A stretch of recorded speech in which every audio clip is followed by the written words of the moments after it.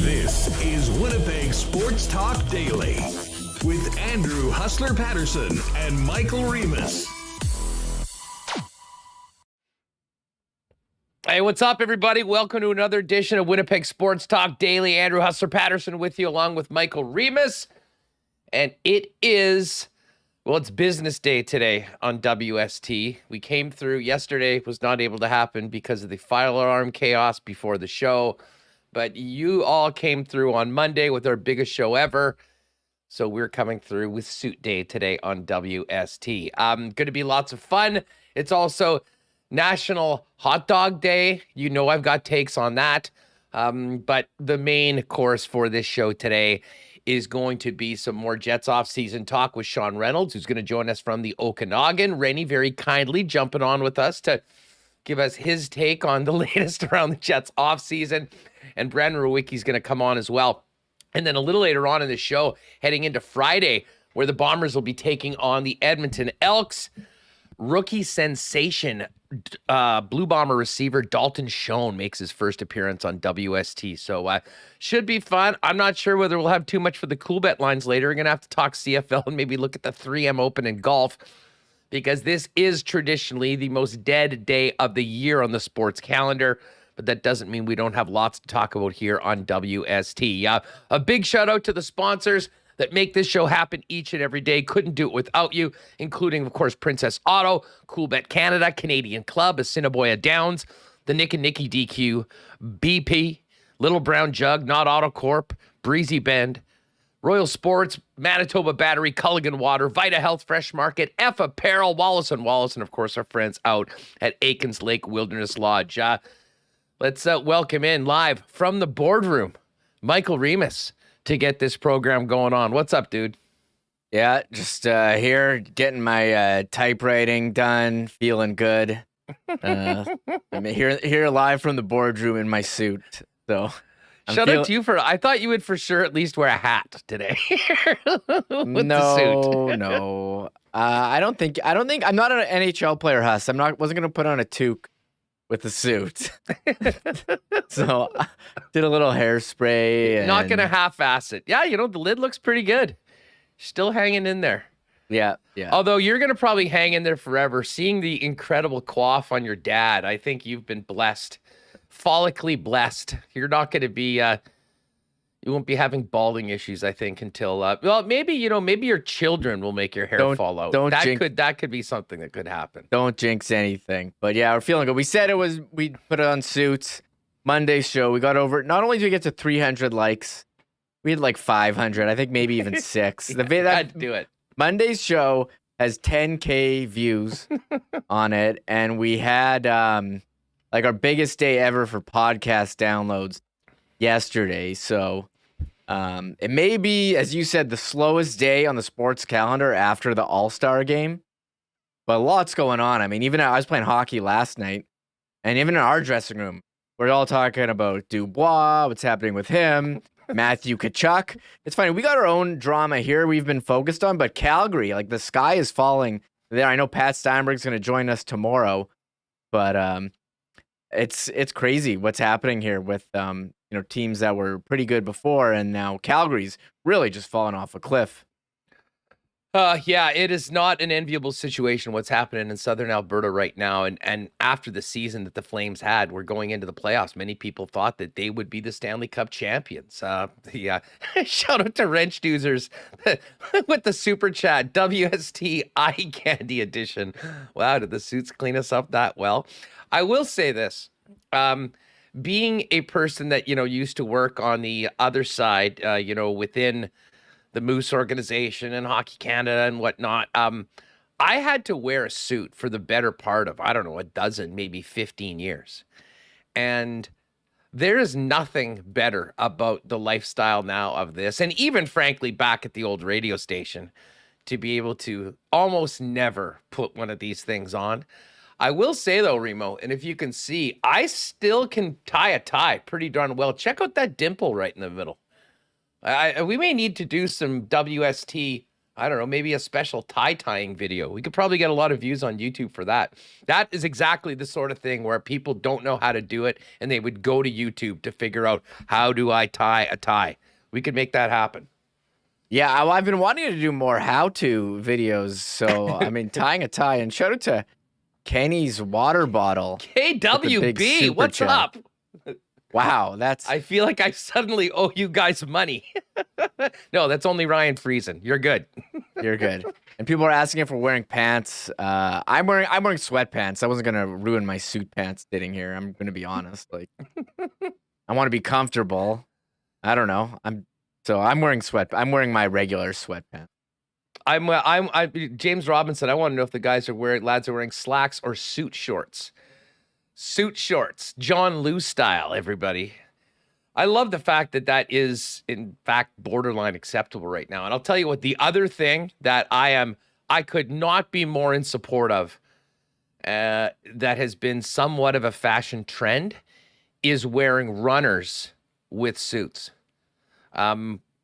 Anything that I have to wear a suit to going forward, I'm going to see if I can get away with wearing, some nice, comfortable shoes as opposed to that. So, anyways, we could talk about this all day, but there are a bunch of other things to talk about. And that, of course, is National Hot Dog Day. Listen, before we get to everything, by the way, I don't know what's going on, but Mal Parise and I are now seemingly on the same wavelength on so many takes. We were discussing Laine and the Laine situation going back. We're exactly on the same page on that. And Mal, very correctly, earlier in chat, noting that ketchup has no place on a hot dog for adults, at least. And Remo, if you want to maybe get this up, I was on Nielsen's show yesterday, did the lock shop, and then today I jumped on. I was just listening to it a little bit, and they were talking some CFL with Marshall Ferguson and got going on hot dogs. And both of them, big time ketchup on hot dog guys. And Remo, if you want to bring the tweet up right now, as I said, not a big cancel guy, but I don't think TSN has any other option but to immediately reprimand both Dustin Nielsen and Marshall Ferguson for their endorsement of ketchup on hot dogs. Not a big cancel guy, but in this case, it seems appropriate. Not sure how TSN can trot these guys out on national TV after this morning. Somewhat tongue-in-cheek, although it is a hill I will die on. And I did, for those of you that are wondering, this is not just a personal take. This is based on the guidance of the National Hot Dog and Sausage Council. Check my Twitter. The Queen of Ween put out a video talking about all the do's and don'ts when it comes to hot dogs and entertaining. And maybe the most important one, right there, you see it, 1:30 into the video, ketchup on hot dogs apparently could get you arrested in Chicago for that. So, but listen, before we get to the more important sports talk and welcome everyone in, I would love to hear from people in the chat about where the best hot dog is in the city. I've been thinking, I saw Frank the Tank video this morning. It was like one of the first things I saw when I got on the online this morning. And it got me thinking about hot dogs. I didn't realize that it was National Hot Dog Day till a little bit later on. And had we not had some things with the show going on beforehand, I was actually trying to see if I could whip over to VJ's and grab a dog before the show. It didn't happen. I'll have one later. When I think of hot dogs, I would initially lean to one of two places, VJ's, who I just mentioned, downtown, and Dairy Whip on Marion. The buns on the Dairy Whip dogs are maybe a little different than a VJ's one. The dogs themselves are very similar. I mean, Greek, Winnipeg style, mustard, chili, onions, pickle. But I would love to know the Jet Dogs, of course. Listen, Jet Dogs, if the Jet Dogs were available 365, you could just pop in at any time, I would have one a week for sure. But alas, that is not the case. Maybe that's a way that True North can make some more money, sell some more Jet Dogs outside of it. But yeah, Larry, suit shorts, runners with suits, ketchup on hot dogs and burgers. What is happening here? Lots going on. Let's see here.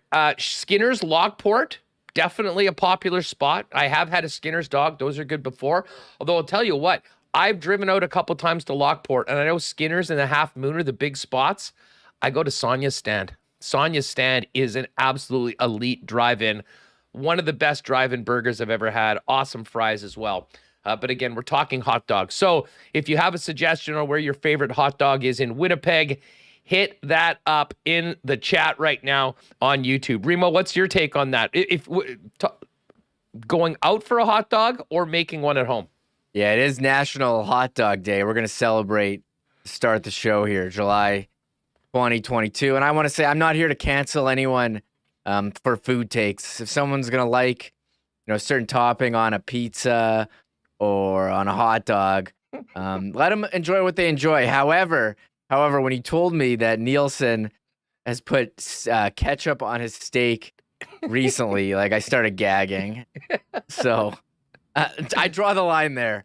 I joke about people that put ketchup on hot dogs as having the palate of an 8 or 9-year-old.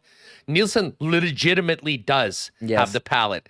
He and Brian Munz essentially are man-children when it comes to eating. No vegetables, just, a small rotation of a few items.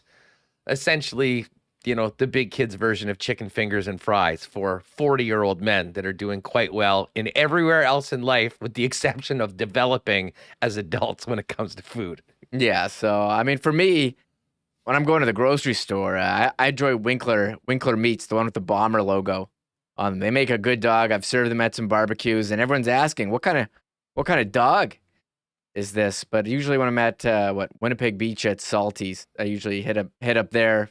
Nice foot long. Costco dog in the rotation. Although I have to admit, it's gone downhill when they give you the mustard in a packet. That's a big no-no. And they used to give you onions. They don't give you that anymore. So the Costco dog's really going downhill. I am here. Listen, I will die on the hill of no ketchup on the dog, but Mall is coming through. I will try this. Hickory sticks on a hot dog are underrated. You should try it, Huss. Mall, I will do exactly that. I've always been a hickory sticks guy, and I have had some, those, you go to some of those places. We used to have that Dingo's dogs on Corden, and I know there was one downtown as well that had all sorts of bizarre. I never did have the peanut butter and jelly hot dog. That one was a little bit gross, but they did have some that had crushed up chips, so I will get to that. Anyways, thoughts on your favorite dog in Winnipeg? And by the way, the dogs at the Bomber games are amazing as well. I had a couple. I raw dogged one two weeks ago. There was no condiments in the loge that I was in. But I couldn't believe how good it was. Normally, I would have minimum mustard on a hot dog. But anyways, great. So we'll celebrate dogs today. But let's get to it, Reem. We're going to talk more on the Jets and the Dubois situation. We'll get Rennie's take on everything. And Rewucki had some funny takes on the latest edition of Skates and Plates on all of this. So Brandon will come on a little later on. And then, of course, we will talk with Blue Bombers with Dalton Schoen, the newest member of the club. Looking forward to that. I actually got a chance to catch up with him yesterday after the program, so won't be in the suit for that one. But Remo, why don't we start off with this? Matthew Tkachuk. Now, I was pretty adamant, considering what we've learned about this Dubois situation. I thought it was in the Jets' best interest to file for team-elected arbitration. They've decided not to do that. I'm not sure it'll have a huge difference either way. But listen, if you watch the last couple shows, you sort of know where I stand on this. The Flames' decision to do this is a little more interesting in that this is the final year of team control. And it has certainly talking to people and listening to people in and around Calgary, including Eric Francis, who's one of the lead insiders on the Calgary Flames. It sounds like it's all but certain that Matthew Tkachuk is going to be traded. And from a Flames perspective, all I can say is I don't blame them. This is not something that they want to do, but they absolutely need to get a deadline this summer to see whether they can sign Matthew Tkachuk to a long-term extension. And if they can't, they're going to have to trade him to get something for it, because as devastating as it was losing Johnny Gaudreau for nothing, you're compounding things if the exact same thing happens with Matthew Tkachuk. And at least Flames fans got to enjoy last season for what it was without knowing the doom and gloom around the team that was going to come after the year. And obviously a horrible ending to the season for them, losing to their arch rivals, Edmonton Oilers, in the first Battle of Alberta in 31 years. But for Brad Treliving, he, like many other Canadian general managers, and we certainly know the feeling here in Winnipeg, being forced into doing something that they don't want to do. And listen, I can't blame the Calgary Flames for going down this route. They didn't lose Johnny Gaudreau because of money. They did everything they absolutely could to keep him in the fold. It didn't work out right now. They can't get burned again. And now we're going to be having some pretty interesting rumblings in and around the league as to what happens with Matthew Tkachuk in the very near future. Yeah, I thought the hot stuff was supposed to cool down after free agency. It seems like it's just only heat up. The Nazem Kadri watch ongoing. John Klingberg, still wondering about him. There's some other free, Nino Niederreiter, but Calgary now is front and center of the hockey world with Johnny Gaudreau's departure to Columbus, of all places, and he put out the long letter in the Players Tribune today. But Matthew Tkachuk, what's going to happen? Eric Francis saying, he thinks that he's going to go. I think, if you want to go with the going home narrative, St. Louis seems like the place for him. We all know Keith Tkachuk played for the Blues. They grew up in St. Louis. They have a lot of young players. Is St. Louis looking to put together a package for Matthew Tkachuk, who would then sign an extension with the Blues? Because I would think that if you're going to give up a lot, you're banking on the extension. Jordan Kyrou, I've seen floated out there. He's got one more year left, and then as an RFA, he's going to need a raise. They did just sign Robert Thomas to this long extension that kicks in next season. I think the Blues seems to make a lot of sense. What about Tarasenko, rumored as well? He wants out. Would they deal him? I'm kind of curious, what kind of package you need to get a guy like Matthew Tkachuk and then sign him long term. So we're not quite on Tkachuk watch here because we don't think he's going to come here. It's not like Trotz, but I think it would definitely change the landscape of whatever division he's going to. If he goes there, he's going to go Ottawa to the east. If you have a Tkachuk Bros on one team, that would be pretty wild. I don't think that's going to happen. So I think St. Louis would be cool. Although they are in the Jets division, and I do believe that the Central not quite what it used to be with two teams blatantly tanking, not trying to win, Arizona, Chicago. So we'll have to wait and see. A couple things on Tkachuk. Certainly St. Louis is a logical landing spot, and I'm sure that might have been the first call that Brad Treliving made, knowing that they probably have the best chance of signing him to a long-term extension right now if you are making this deal in the offseason. So St. Louis makes a lot of sense. I did talk with somebody that said keep an eye on St. Louis in relation to that Robert Thomas contract, in that, if you're Calgary and you can get a player like Thomas that's already signed to an 8-year deal, that's what a team like Calgary wants right now. That's what a team like Winnipeg wants right now. One of the biggest reasons why we've heard the name Nick Suzuki named as a target of Winnipeg if they were going to make a trade with the Montreal Canadiens is the fact that he's got 7 more years on his deal, and you don't have to go through what Calgary has just gone through and what the Jets are dealing with right now with unrestricted players. If you're getting players back, you want them to have some term on the deal. And obviously you're not going to get much more than a 7-year term. So Robert Thomas would be interesting. The only thing I think about is, does St. Louis want to give up Robert Thomas to get Matthew Tkachuk, knowing that if they do play it out and wait it out just for this one season, and he does hit unrestricted free agency, they'll have a very good chance of signing him. And of course, Tarasenko, his money will be off the books next year. So that's a big chunk of money that they could then put towards Matthew Tkachuk to get him to sign. The other team that's very interesting to me, Remo, but I think he would be a perfect addition to the team, is the Toronto Maple Leafs. Now, I'm not sure what they'd have to do. You're probably talking about at least giving up a Nylander to get him. And I think for the 1 year, that certainly makes sense. Obviously, there is risk involved if you do bring a player in for 1 year and you don't get him to stick around. But when you look at what the Leafs have and what they don't have, there's a lot of teams, frankly, that don't have a guy like Matthew Tkachuk. That's obviously a star player, very offensively skilled, but brings so many of those other elements that as the game has gotten faster and more skilled, many teams are lacking. Yeah, and I mean, he had a record season, Matthew Tkachuk, over 100 points, and I would have to think he's going to take a step back this year without Johnny Gaudreau there. So I think if you're Matthew Tkachuk, you want to cash in on a long-term deal now. 104 points. Previous high was 77 and 19. And he is, I agree, he's the type of player you want to have in the playoffs. I think maybe some Flames fans did get upset at his play in the Battle of Alberta there and the lack of production in that series. But I mean, overall, I mean, he had 10 points in 12 games in the playoffs. But I mean, he's a guy a lot of teams want, that type of player. Is the guy who, you always say it, hate him when he's on the other team, but he's on your team. You love the guy. So I'm curious what's going to happen. Sounds like, look, they took him to arbitration. Maybe they'll work out a deal before, or they go to arbitration, he gets a year, or they trade him. So there's a couple options. But, I mean, at least with this one, Huss, there is a deadline here with the arbitration hearing when that gets set, and you'll have something here. It's not like here in Pierre-Luc Dubois where they didn't go for team-elected arbitration. And now we're kind of just like, all right, when's this going to get done? Like, I don't... So, I mean, I don't know. We could be waiting for a while. Well, I mean, they're going to get an arbitration date. They could work out a 1-year deal before then, obviously. I think it's pretty clear, at least from everything you're hearing in Calgary, the Tkachuk camp is planning on, getting to unrestricted free agency. And to be honest, listen, the Johnny Gaudreau thing, I'll admit, was a surprise. Considering how aggressive Calgary was to keep him, the offer that was on the table, I'm surprised that he left $15 million on the table to leave. I mean, that's just my opinion. Some people may share differently. I've been expecting Matthew Tkachuk to be gone at the end of this deal ever since he signed his last one, and that was the 3-year deal at an AAV of $7 million.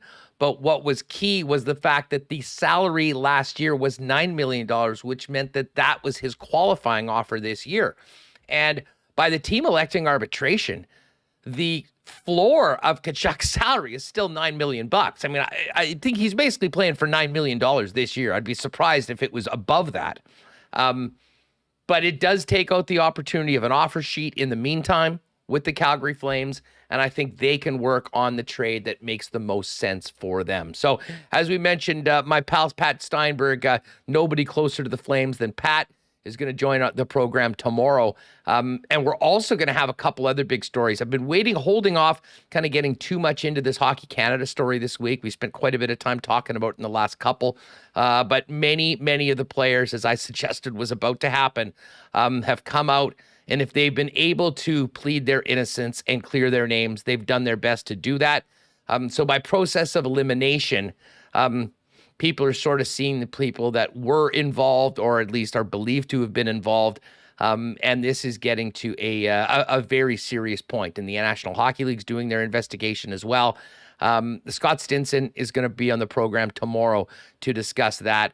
And I mean, listen, I kind of understand that, people on the internet, there's a lot of sleuthing going on right now, and it's not very difficult to eliminate some names and figure out, who is in question. And of course, the lawyers are out. And, many people, I mean, some of the individuals have made their own statements saying, I was not there, I was not involved, I will or did cooperate with the investigation. And then others were seeing, their lawyer putting out, my client was not involved in any wrongdoing. And sometimes it gets a little tricky. So that is something that we will spend some considerable time on tomorrow. If you've been wondering why this week, I mean, there's just been so much stuff on a Winnipeg level with Dubois and obviously with the Bombers. So that is going to be something that's on the show tomorrow. And before the end of the week, Scott Burnside as well. If you want to head over to Daily Faceoff, you can check out an interesting piece from Burnside on something that hits very close to home. It's the challenges that Canadian teams right now are having signing players, especially from the United States. But to be honest, I think there's a lot of Canadian players that prefer to play in the United States right now. So maybe that's a bigger problem. Then when you combine in the no trade clauses in so many contracts right now, we're on the verge of having, if it isn't already, getting to sort of, some second class cities that, have a much harder time fielding competitive teams and certainly keeping their players, as we'll be discussing in a few minutes. Sean Reynolds is going to come up in just a couple minutes. Hey, before we do that, big shout out to our friends at Vita Health Fresh Market, who've got great prices on Winnipeg's best selection of natural and organic supplements, beauty products, and groceries. Get your barbecue on this summer with delicious lean bison steaks or chicken, not to mention hot dogs, burgers, and great options for your barbecue, including non-alcoholic drink options like Sober Carpenter beer and clever mocktails, everything you need for a great summer day. And of course, they've also got those incredible, delicious lunch options like Vita Market salad, soup, sandwiches, and more. Special nod to the falafel salad, which is incredibly popular. You can check them out online and shop online at myvita.ca or pop by at one of 7 Winnipeg locations, including the newest store in Linden Ridge, and online at myvita.ca. Well, you saw how good Remis is looking today. That is one of his new F apparel suits. I'm going to be getting my new one in about 2 or 3 weeks after being suited up a couple weeks ago by Andrew and the gang. If you're looking at this show today going, damn, I need to get a suit for the upcoming fall. I'm going to need one. It's been 2 years in the pandemic. I haven't put one on. Get on down to F Apparel. Custom suits starting at just $400 and a great deal right now for summer. 3 shirts, $210, fitted for you, any style. The gang at F's ready for you. 190 Smith Street downtown. Check them out online at fapparel.com. And hey, if you're involved in a wedding party, talk to the fellas. 15% off for the entire party when you get your suits over at F Apparel. And of course, Wallace & Wallace is busy right now. I mean, their fences are everywhere in the city, but also many people taking advantage of the summer to work on their overhead doors on their garage. They have been the best and the biggest selection of overhead garage doors, but also boathouse doors. If you're out on the lake over the course of the weekend and one catches your eye, chances are it's a Wallace & Wallace boathouse door. Find out more on everything they can do for your home, garage, or the cottage by giving them a call at 452-2700. They'll also help you with the service call if your boathouse or a garage door needs a little TLC. Wallace & Wallace, wallacefences.com, wallacedoors.com, or pop down to their showroom on Lawson Road off of Kenniston. And our next guest is joining a little holiday time. We're going to be getting away in a couple weeks out to Aikens Lake Wilderness Lodge. I've been salivating over the monster fish they've been pulling out on the social media feeds. Make sure to give them a follow at Aikens Lake. And if you're thinking about an amazing fly-in fishing destination where you can be on the water in less than 2 hours from the city of Winnipeg, Aikens Lake is the spot. Our great friend Paterson and his wonderful family running the show. Talk to them about a family or a corporate booking for next season right now. Find them online at Aikens Lake. All right. I'm so pumped to have our next guest on, one of our favorites, who's kind enough to join us while spending a little bit of time out in the Okanagan. The sun umbrella is up and Rennie is on. And Rennie, I knew you were coming. This was a special occasion, so we dressed up for you. What's up? I'm gonna say, you look pretty dapper, my friend. Yeah, it doesn't happen very often. We got arm twisted in by the chat on Monday. They said, if we get to 300 likes, you guys have to wear suits. And I'm like, yeah, okay, fine. And then, obviously, thanks to Pat Brisson and PLD, we had the biggest show ever, got well over 5. We had 1,000 people in the room at that time. We knew saw that. It was due. Awesome. It was due. Well, I mean, listen, you and I are the same. I mean, you're obviously getting all the feedback from when you're doing things on television where you might not get the same feedback, but I mean, it's no different with the Kenny and Rennie shows. I mean, this offseason for the Winnipeg Jets has been nonstop. And hey, listen, selfishly, it's been great for us. But this past weekend, the past couple weeks, with everything that we've been hearing since the leak to Elliot Friedman that Dubois was going to be going to unrestricted free agency, and everything that transpired over the last couple of weeks, the report that Dubois and family were at the draft expecting to be traded to the Montreal Canadiens. No kidding, Winnipeg Jet fans were up in arms and ready to talk and hear about it come on Monday. Where are you at with all this, Ren? I mean, and what have you been hearing from people, and what's sort of your take on where the Jets are at with another significant challenge in an offseason that still has some pretty important things that need to get done? Oh, we got, hold on a sec, Sean. I think you might be muted. We lost his audio. There you go. You got me? Yeah, we're good now. Okay. I was going to say, I think if you're Kevin Cheveldayoff, you're probably a little bit happy that the Tkachuk situation is happening because it takes a little bit of heat off you. You know what I mean? Like, this is an absolute disaster in Calgary. And so it's a little bit less so in Winnipeg, but it's a tough situation. I think this is really interesting. The whole idea of neither side going for salary arbitration. I've said this before, that if this is a game of cards, the Jets have the ultimate trump card in that, they've got Pierre-Luc Dubois under contract for the next 2 years. So that's the ultimate trump card. But Pierre-Luc Dubois' camp has every other card in the deck to use to kind of weaken the Jets' position in this situation. I see this now, the situation as it is, this is a 2-year window the Jets have, right? Because that's how long they've got Pierre-Luc Dubois, but it's also how long they've got Connor Hellebuck and Blake Wheeler, who knows what's going on with that situation, and Mark Scheifele. But that's a small window. And the Jets have decided that they're going to, for the most part, they're going to try and remain a winner. They're not talking about taking Pierre-Luc Dubois and moving him for futures. They want to get the equivalent of Pierre-Luc Dubois back right now so they can try and do something this year. But what that means is there's a very finite 2-year window here. And so Pierre-Luc Dubois now, if he goes into negotiations this fall and decides he doesn't like what he hears, you don't sign the contract, and then maybe you don't make it for the first couple games of the season. Then maybe you don't make it for the first couple weeks of the season. And you got to think, if the Jets, who need a good year and need to get a good start, don't get out to a good start because they don't have their second line center in the lineup, that just adds more and more cards into Pierre-Luc Dubois' hands. So that the waiting game does not bode well for the Winnipeg Jets in this. I know they want to make sure that they get a good return back and get it right now, but it's tough to do that because it sounds like the only team he wants to go to is the Montreal Canadiens. So the rest of the league probably isn't interested in picking them up because then they're just making Kevin Cheveldayoff's problem their problem for the next 2 years. And the Canadiens aren't going to be a great team next year, so they can wait. They can wait to unrestricted free agency and just pick them up at that time and pay them whatever they decide to pay them at that time. There's one card that the Jets have to play, but other than that, this is a tough situation. And if Kevin Cheveldayoff holds on to this and pulls like a Joe Sakic with the Duchesne kind of situation, where we're all sitting here thinking, what's taking so long? He should probably move him and get whatever he can. If he pulls that out, I'll come back and I'll say, phenomenal job by Kevin Cheveldayoff. He knew what he was doing the whole time. The rest of us had no clue. But this is looking really, really tough for Kevin Cheveldayoff. And I know that people don't want him traded. And the worst part about this, Huss, is whatever they get in return for Pierre-Luc Dubois, the Jets fan base is going to say, we traded Patrik Laine for this.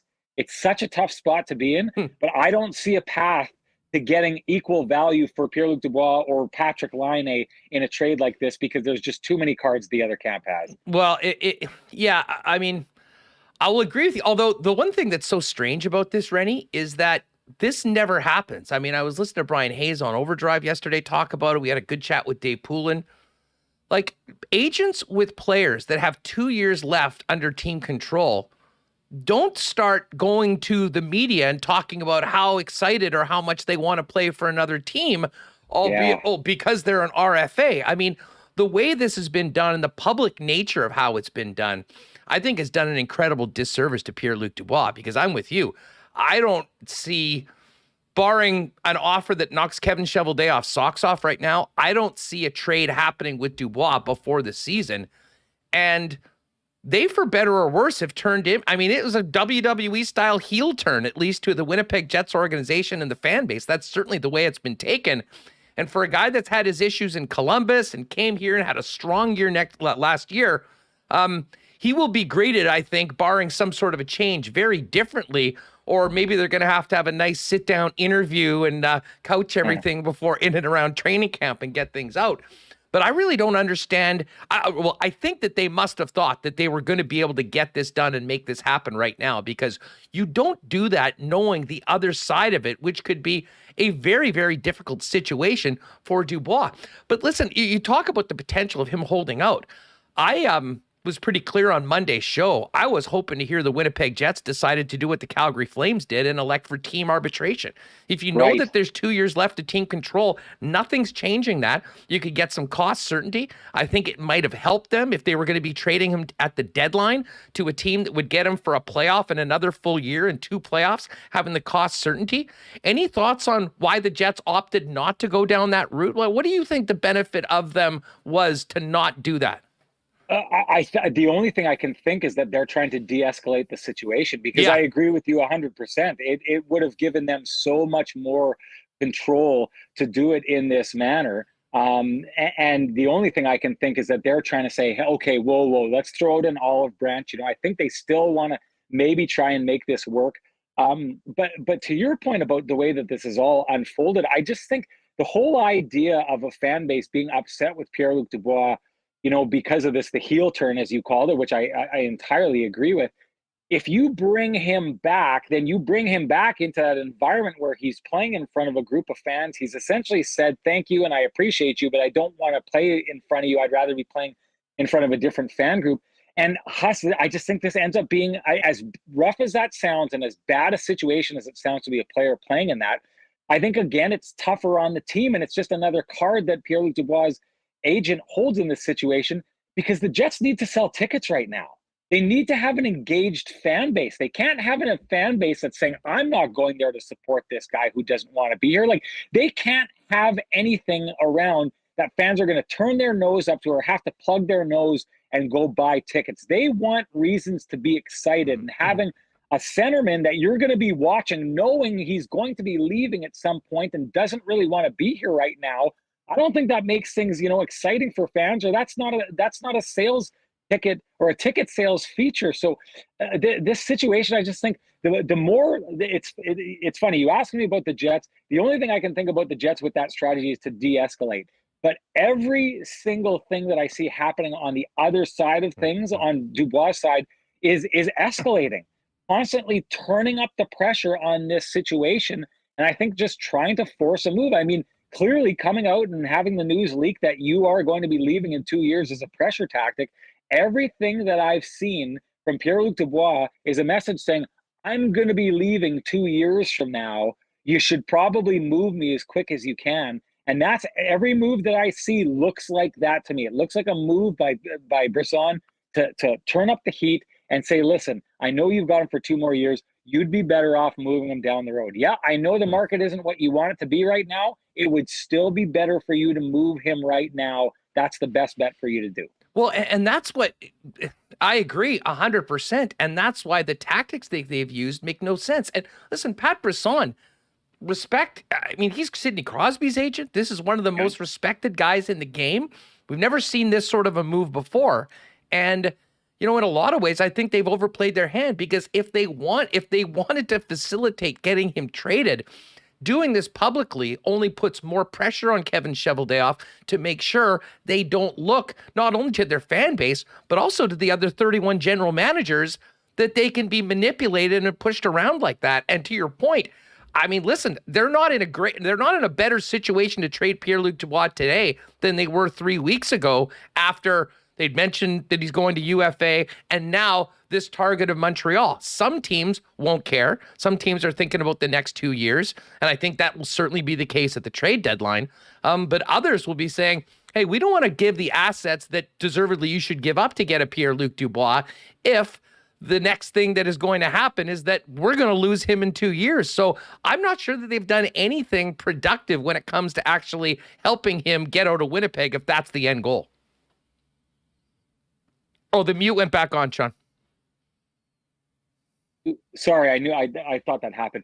This is what it accomplishes. It creates this stalemate type situation between Dubois' camp and Cheveldayoff's camp, that the longer it festers, just the worse it is. Like, I don't think it's a good look for Kevin Cheveldayoff to be stuck in a stalemate with Pierre-Luc Dubois throughout the entire season. It's just another distraction in a room that had way too many distractions and problems next year. Like, this is a team that's trying to heal. It's a team that's trying to get its dressing room right. It got a coach that does a great job of doing that. And the one thing I come back to through all of this is, I know a lot of this is a bad situation. I just come back to thinking, I think Rick Bowness is a phenomenal hire. And if anyone is going to handle this kind of situation, he's one of the coaches out there that could do this. And so maybe if you're Kevin Cheveldayoff, it's okay to get in a stalemate because you've got the guy that you think is going to smooth it over. I just think this is a really crucial year for the Winnipeg Jets. There was problems in the room. It looks like at this stage, Huss, that Kevin Cheveldayoff could very much run it back in a room that we've heard from the inside. People don't think they should be running it back in. And you're trying to show to your fans like that your stars care and they're engaged. That's the message you're trying to send to them. You're trying to send to them that, listen, you pay good, hard earned dollars to watch this team. So we're going to make sure we get a team full of engaged players who are going to give you your money's worth. And having this stalemate with a player that doesn't want to be there does not send that message. And I just think that this is another tactic that the Jets are kind of limped into the offseason. They're limping through the offseason now. And now if they go limping into the regular season with this hanging over their heads, I just think it's not a look that gets fans excited about the year. And the Jets as an organization need the fans to come back and be excited, have reasons to believe. And hanging on to a center that doesn't want to be there doesn't send that message, in my opinion. No, I agree with you on it. But at the same time, I think most Jet fans, this is sort of funny because we all know that the fan base has been somewhat divided. There's been some people that, have been very, very negative for a long time. Some people have sort of got there, and there's some people that are, still optimistic about the players that they have. This whole Dubois situation, at least from my perspective and what we've been seeing on the show here, has been the one thing that's almost brought this fan base together as much as anything. And, there's a screw you mentality, but people realize that they're not dumb. They realize this is a challenging market to be in when it comes to the broad scope of the National Hockey League. And no one wants to sit back and see the team be taken advantage of or forced into do something that they don't. So I think if they do play hardball, if they had gone to arbitration, if they'd done all those things, that would have been supported big time. But to your point, Sean, and I say this, personally, as someone that buys tickets and spends my money on the team and goes there and sits in the stands, I think at this point, despite the fact that I know the talent on the team, everything that happened last year, the fact that Blake Wheeler reportedly wants out and they're trying to work him, what happened with Scheifele at the end of last year, the situation with Dubois, me personally, I would be absolutely in support of them maybe making a change of course, making some moves that are not necessarily for this year, that look ahead to the future, that try to get players here, that embrace being in Winnipeg, that want to be in Winnipeg Jets, that will be here for the long haul. And I think fans would be able to handle that. They know exactly what the case is, and it may make for a less competitive team in the short term, but it's going to happen at some point. I mean, you've talked about these times. Like, if it's not now, it's in 2 years. Right. And there's not a lot of people that I think that look right now with everything that's happening internally that think that Rick Bowness is going to be able to come in, wave a magic wand, make everybody happy and go out and play like the potential that this team has on paper. So I love this point, and I'm going to bring it back to Dubois in this because I think this is interesting. So you can't call it a holdout because he doesn't have a contract, but if Pierre-Luc Dubois doesn't have a contract and things stretch out a little bit like they did with Jacob Trouba, and he's not there to start the season, and the Jets stumble out of the gates in a year that they're going to have a tough time making it to the playoffs, that puts a whole bunch of pressure right away on Kevin Cheveldayoff. Or if you bring back Pierre-Luc Dubois and he's maybe not as motivated, or this whole situation affects him because he knows that the fans are upset with him or whatever, and he doesn't perform, and the Jets don't do well, this is a 2-year window. And if you don't get out to a good start, it starts to look like you're going to miss the playoffs in the first year of a 2-year window. All of a sudden, if I'm Pat Brisson, I'm looking and I'm saying right now, the reason I can't get this guy traded is because Kevin Cheveldayoff won't accept futures. He's trying to win right now. But if we waste next year, or if the Jets stumble and it looks like next year is not going to happen, and now their 2-year window has shrunk to 1, now they got to start thinking, well, maybe we should move Scheifele, maybe we should move Hellebuyck, all these guys to try and get a boatload and rebuild.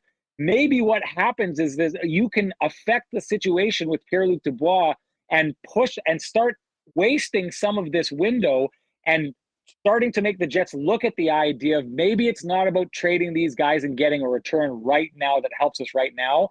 Maybe I go look around and I see what I can get for Pierre-Luc Dubois in terms of prospects and picks, and we load up and we decide to do exactly what you're talking about, which I do think the Jets fan base would get. There's pieces to be excited about, Ehlers and Kyle Connor, and you've got a ton of that kind of stuff coming up.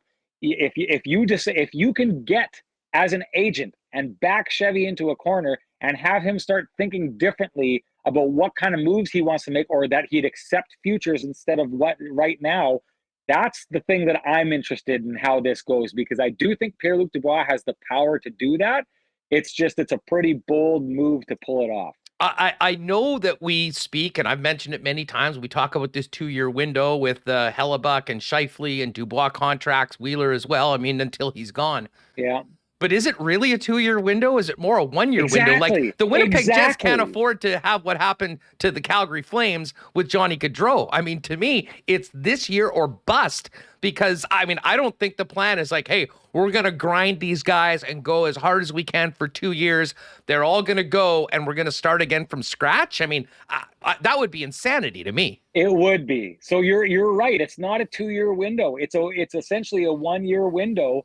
And if that window gets spoiled by a contract dispute out of the gate and the Jets stumble and put themselves behind the 8 ball to make the playoffs, then it's no window. It's no window. And now Kevin Cheveldayoff needs to start thinking about going out and trading his assets for futures, not for the present. It sounds like they kicked tires on moving Scheifele around earlier in the off season and came back and said, we can't get the value of Mark Scheifele back in a trade unless we go into futures. They weren't interested in doing that.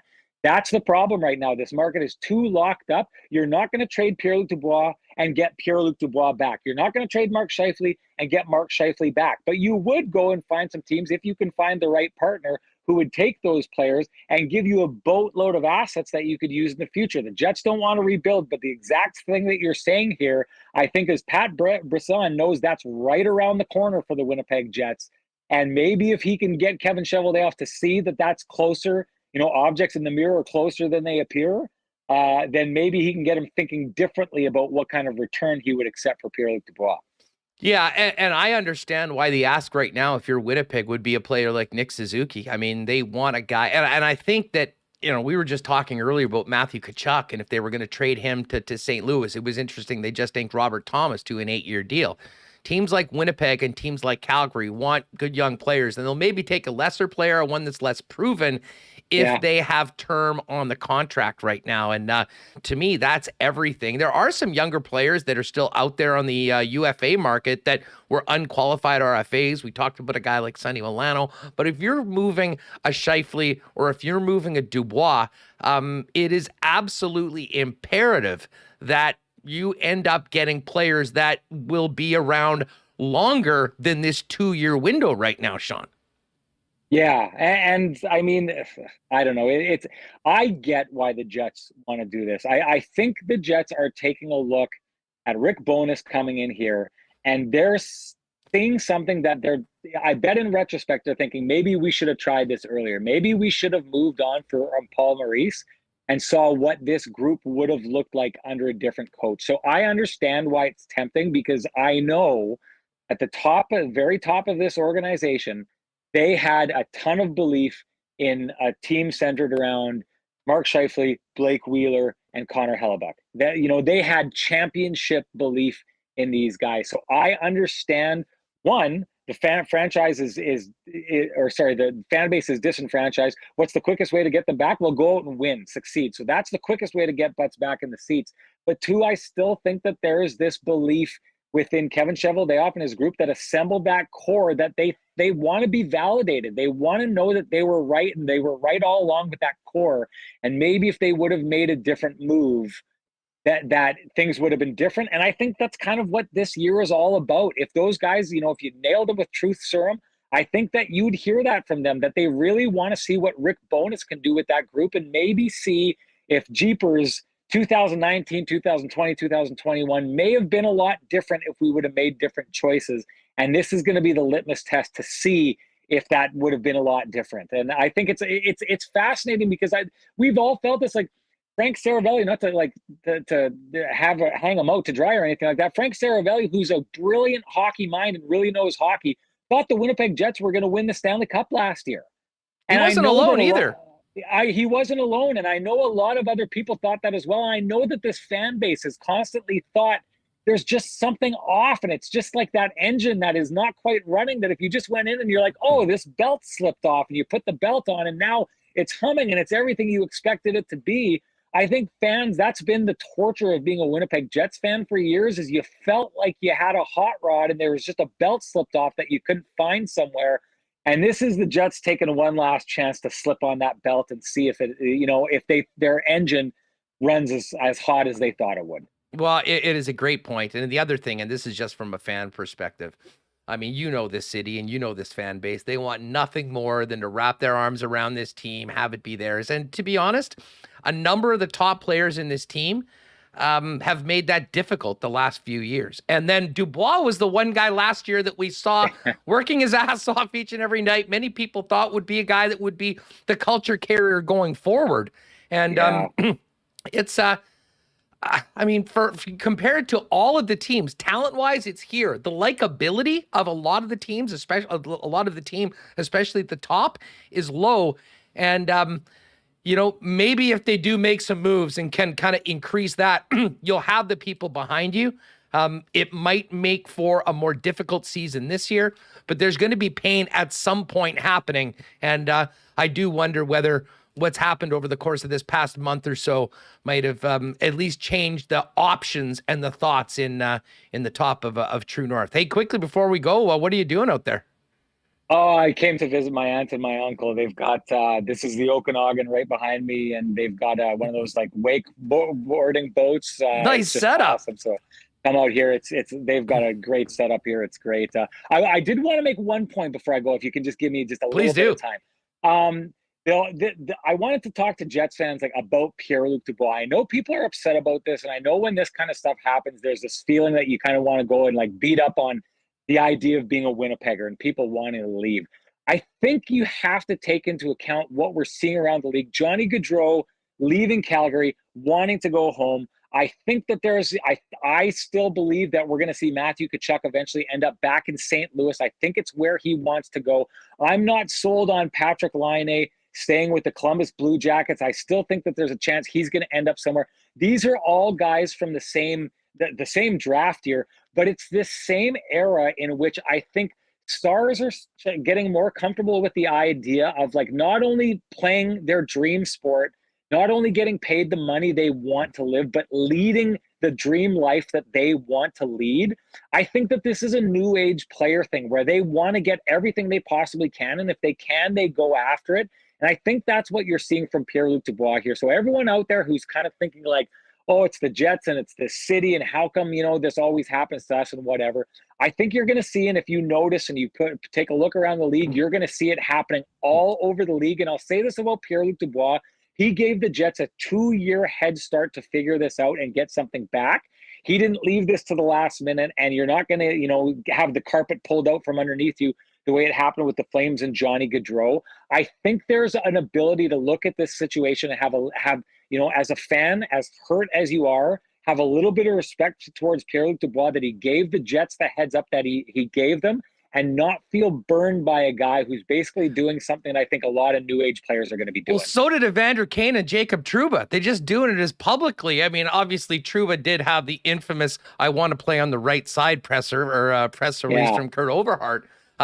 But the fact that, listen, there is something unique about this situation amongst all of the others. And it's the public nature of what's happened over the last little while. And I mean, you're right. I mean, I joked to you just Brandon's coming up, but very quickly, I mean, you're there in all the scrums. I said this to Weber yesterday. Let's say Scheifele's back. They don't get a Wheeler deal done and Dubois is there. Who are you guys asking for first on the first day of camp? Oh, Wheeler for sure. Wheeler for sure. That's who I would ask for. I mean, he's the captain. You want to talk to the captain. That might be the most wild media day ever. They need to get out ahead of all of it. I mean, I think all those guys would probably try and put it to bed and then get down to business, but easier said than done. Yeah, I mean, Scheifele's going to be the easiest because, they kind of quelled that pretty early in the season, and he said what he said, and we had chances to ask him about what he was saying in the moment. So Scheifele should be pretty easy. Pierre-Luc Dubois, I think, is going to look exactly like what it looked like with Laine 2 years ago, which was painful and uncomfortable for Laine. It was painful and uncomfortable for us. I think it was painful and uncomfortable for the fan base. That's what that's going to look like. Wheeler's, I'm guessing, if he's still around, will be as combative and argumentative as it always is. Let the fireworks fly.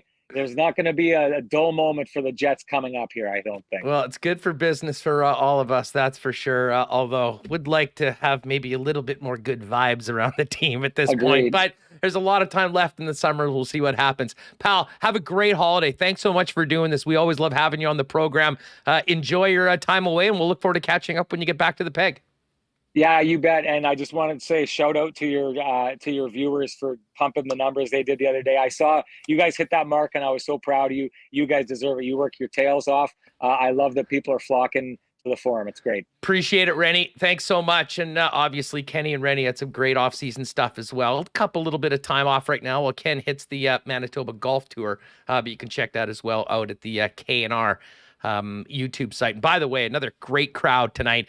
Great here, over 600 with us in the chat. If you haven't already, or if you're new here, don't get your hopes up. You won't see us wearing suits every day. However, you should be hitting that red subscribe button, joining us every day, 1 o'clock here, Central Time on the Winnipeg Sports Talk YouTube channel. And make sure you've subscribed to the podcast wherever you get your favorite podcasts, Apple, Spotify, Podbean, all there for you. And be up. Usually our audio content is uploaded right after we finish the show live on YouTube in and around 3:30, just in time for your drive home. All right, we're going to continue this conversation with Brandon Rewucki of Skates and Plates coming up in just a second. Good time for a little hydration break. And that, of course, is brought to you by our friends at Culligan Water. Over 65 years as the water experts in Winnipeg and Manitoba. They've got it all: water softeners, filters, bottled water coolers, drinking water systems, and citywide water delivery services, as well as commercial and industrial water products and solutions. Whether it's for the home, the cottage this summer, or the business, Culligan has whatever you need. Hit them up at 1200 Sargent Avenue, 694-5180, and online at drinkculligan.com. Our gang at Manitoba Battery are the leaders in all things battery, and they've been busy right now because people need batteries for their boats. Maybe you're working on a hot rod, a golf cart that gets you around from campsite to campsite. And of course, they are the home of the $99 deep cycle battery. Nobody in town can touch that price, and no one can touch Manitoba Battery's prices. So don't waste your time finding a parking spot at Costco or driving to Canadian Tire. Manitoba Battery will deliver to you anywhere citywide. You'll be saving time and money with the experts at Manitoba Battery. You can find out more online at manitobabattery.com or pop by and see them in the coolest JetBlue building in town at 1026 Logan Avenue, or hit them up at 783-8787. I'll get that order ready for you to pick up, or as I said, deliver it to you citywide. Royal Sports is busy right now as well. Right now, of course, we've got NFL season just around the corner. National Hockey League draft just happened. All the draft caps are in, and so many cool and unique pieces of merchandise as well, including some amazing new old school minor league baseball lids as well. But when it comes to merchandise, NHL, NFL, Major League Baseball, soccer, the NBA, it's all there for you. And of course, when we're taking advantage of this summer, a huge bike selection, soccer, softball, baseball, an expanded fitness center as well. Cool things like tennis and disc golf. It's all there for you. Pop down and see them at 750 Pembina Highway and follow them on Instagram at Royal Sports Pembina for their latest merchandise drops and sale information. Hey, a big shout out to our friends at Breezy Bend. I know a number of Breezy golfers are going to be taking part in the Manitoba Amateur that gets going tomorrow out at Elmhurst. We'll wish everybody good luck in that event. And of course, if you were looking to play at the home of the champions, an incredible course for the entire family, talk to our friend Corey Johnson at Breezy about getting on the waiting list for next year. And you can find out everything Breezy Bend has to offer online at breezybend.ca. All right, we'll talk Bombers a little later on. Big news for the Blue, by the way, a $2.1 million profit last year for the Grey Cup champions. Great to hear. And one of the other great news for the Bombers is the emergence of Dalton Schoen. Caught up with him after yesterday's show. We'll have that for you a little later on. But right now, let's continue our hockey talk in the offseason with the host of Skates and Plates, Brandon Rewucki, who joins us now. Rew, what's going on? How are you? I'm doing pretty good, man. How's it going? Looking sharp. I love the threads you got on. You said it's not a full-time thing, but I could get down with that. Well, we do have some stuff coming in from F Apparel in the next little while, so maybe we'll mix it in a little bit more. But we'd been getting our arms twisted that if we got one of the shows up to 300 likes, we would do it on YouTube. And then Monday's show, well, everything that happened over the weekend with Pierre-Luc Dubois created a bit of a perfect storm where we had our biggest show ever. We were way over that number, and we said we were going to do it. In fact, yesterday was going to be the day. Unfortunately, a little bit of pre-show chaos with a ear-splitting fire alarm at my place nonstop made me get into the car and go to Remis's, so we put it off today. But we appreciate that. What is that, a Chelsea shirt you got on? Yeah, it's the only team in my life that isn't perpetually disappointing. So and it was laundry day, so it was like a combination of the two. But it's nice and comfy. You know, I'm not as sweaty as I usually am when I do these. These soccer kits are pretty light. Nicely done. Well, listen, I enjoyed listening to the latest edition of Skates and Plates. No idea what you'd be talking about, much like us here. Since we spoke last week, everyone knew. I mean, they had put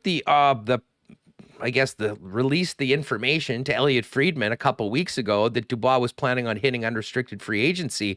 But I think what's really gotten people up in arms around here and probably added a bit more pressure to the situation was Pat Brisson speaking with French media, talking about how excited Pierre-Luc Dubois would be to play for the Montreal Canadiens. Just first off, before we get into some of the angles on all of this, what was your take on how rare this is and what the Dubois camp is trying to do right now in this offseason to the Winnipeg Jets, knowing that they hold his rights for the next 2 seasons? Yeah, I guess the first thing is just it was nice to have, one summer where we didn't have to do this song and dance, right? Like one out of 11 isn't too bad. Maybe we were due. It's been too quiet here in Winnipeg for somebody wanting out, but that's kind of where the majority of the conversation goes for me, is just that, like, this sucks ass. Like I hate talking about it, and there's not really a lot you can do if you're the Winnipeg Jets in this situation. Like, you can't change the weather. You can't change the way downtown looks and some of the other issues that Winnipeg has compared to some of the other big cities. And it's kind of this constant reminder that this franchise is behind the 8 ball a ton of the time when they try to build a winner year after year in the NHL. So that's kind of the main thing for me. But, after that, I don't really have a problem. I don't have any problem with athletes wanting to play in a certain location or wanting to trade or whatever it is. But this whole dog and pony show of anytime there's a television camera in front of you, you got to make mention that Montreal is the one and only place my client's going to go, and there's nothing that can be done about that. It just kind of rubs me the wrong way. I don't have a problem if Dubois doesn't want to re-sign here in Winnipeg. That's cool. And I guess it's great that he let them know a couple years ahead of time. But it's just this, doing it through a megaphone and making sure everybody on the planet needs to hear this, which also then hamstrings the team trying to move you in the process here. So, I mean, all in all, it just sucks. Like, from Winnipeg's side of things, there really is not even a shred of positivity in this, because you're fighting this battle once again, and it's even more public than it's been in the past, arguably. Well, exactly. I mean, like I joked, Evander Kane handled this more quietly and less publicly. If Kane does something more professionally than you, maybe give your head a shake and check your priorities. Well, let me ask you this, because, I mean, it's important to note, I mean, as I just mentioned with Rennie, Pat Brisson is not some new school, new guy around the block. I mean, he's been through this a million times. Why do you think they've gone the route that they have gone? Do you think that they believed that they were that close, like this was going to help them get to Montreal? I see it the other way, that they've overplayed their hand and created essentially a hornet's nest for Dubois to come back in with a fan base that feels that he's already turned their backs on him before he even sets foot on the ice for one of 2 remaining years, potentially in Winnipeg. Yeah, I think it's a big time mistake by a guy that probably should know better, right?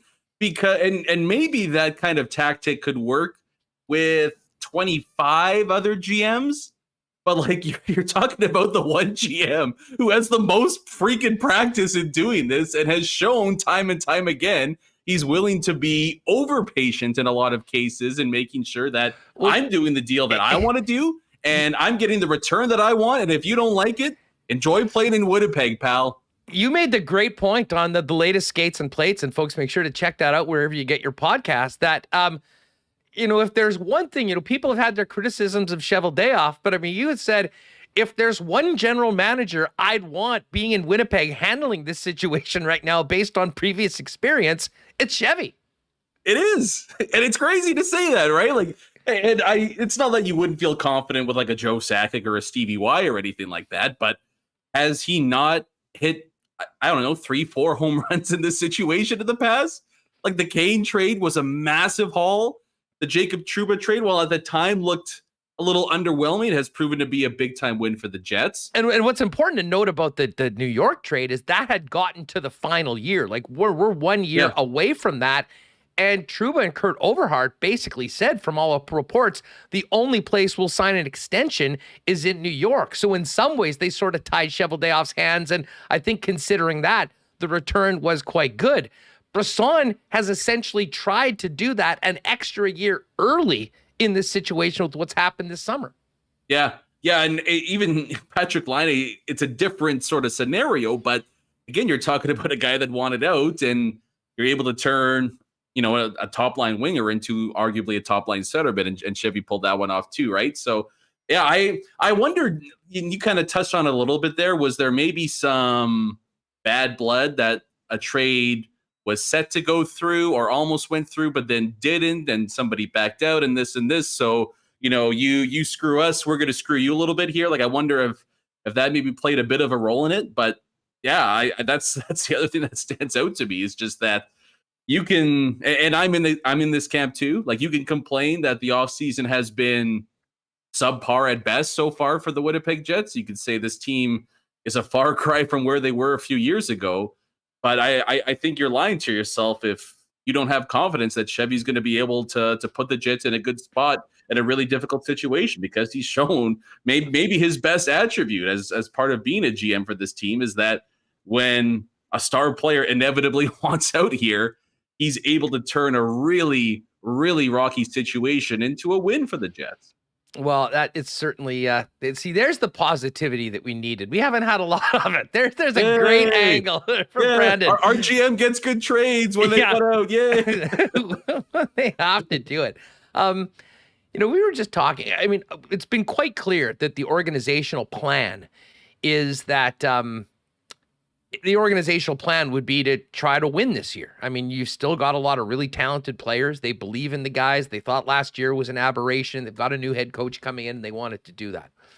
But considering what's happened over the course of the summer, and I know, there's been some reports that Mark Scheifele's all in. I mean, I guess, the proof will be in the pudding with the way that he plays, and we'll hear what he has to say, I guess, probably sooner. He'll be coming for that golf tournament in a couple of weeks. So that should be quite an interesting little media bit. But with Dubois and with these top players, the most important players on this team outside of, Hellebuck, Connor, and Nikolai Ehlers, reportedly, at times are wondering what their future was here. I mean, to me, this is a 1-year window, not a 2-year window, because of what happened with Johnny Gaudreau. At some point, you're going to need to get assets of these players if they're not sticking around.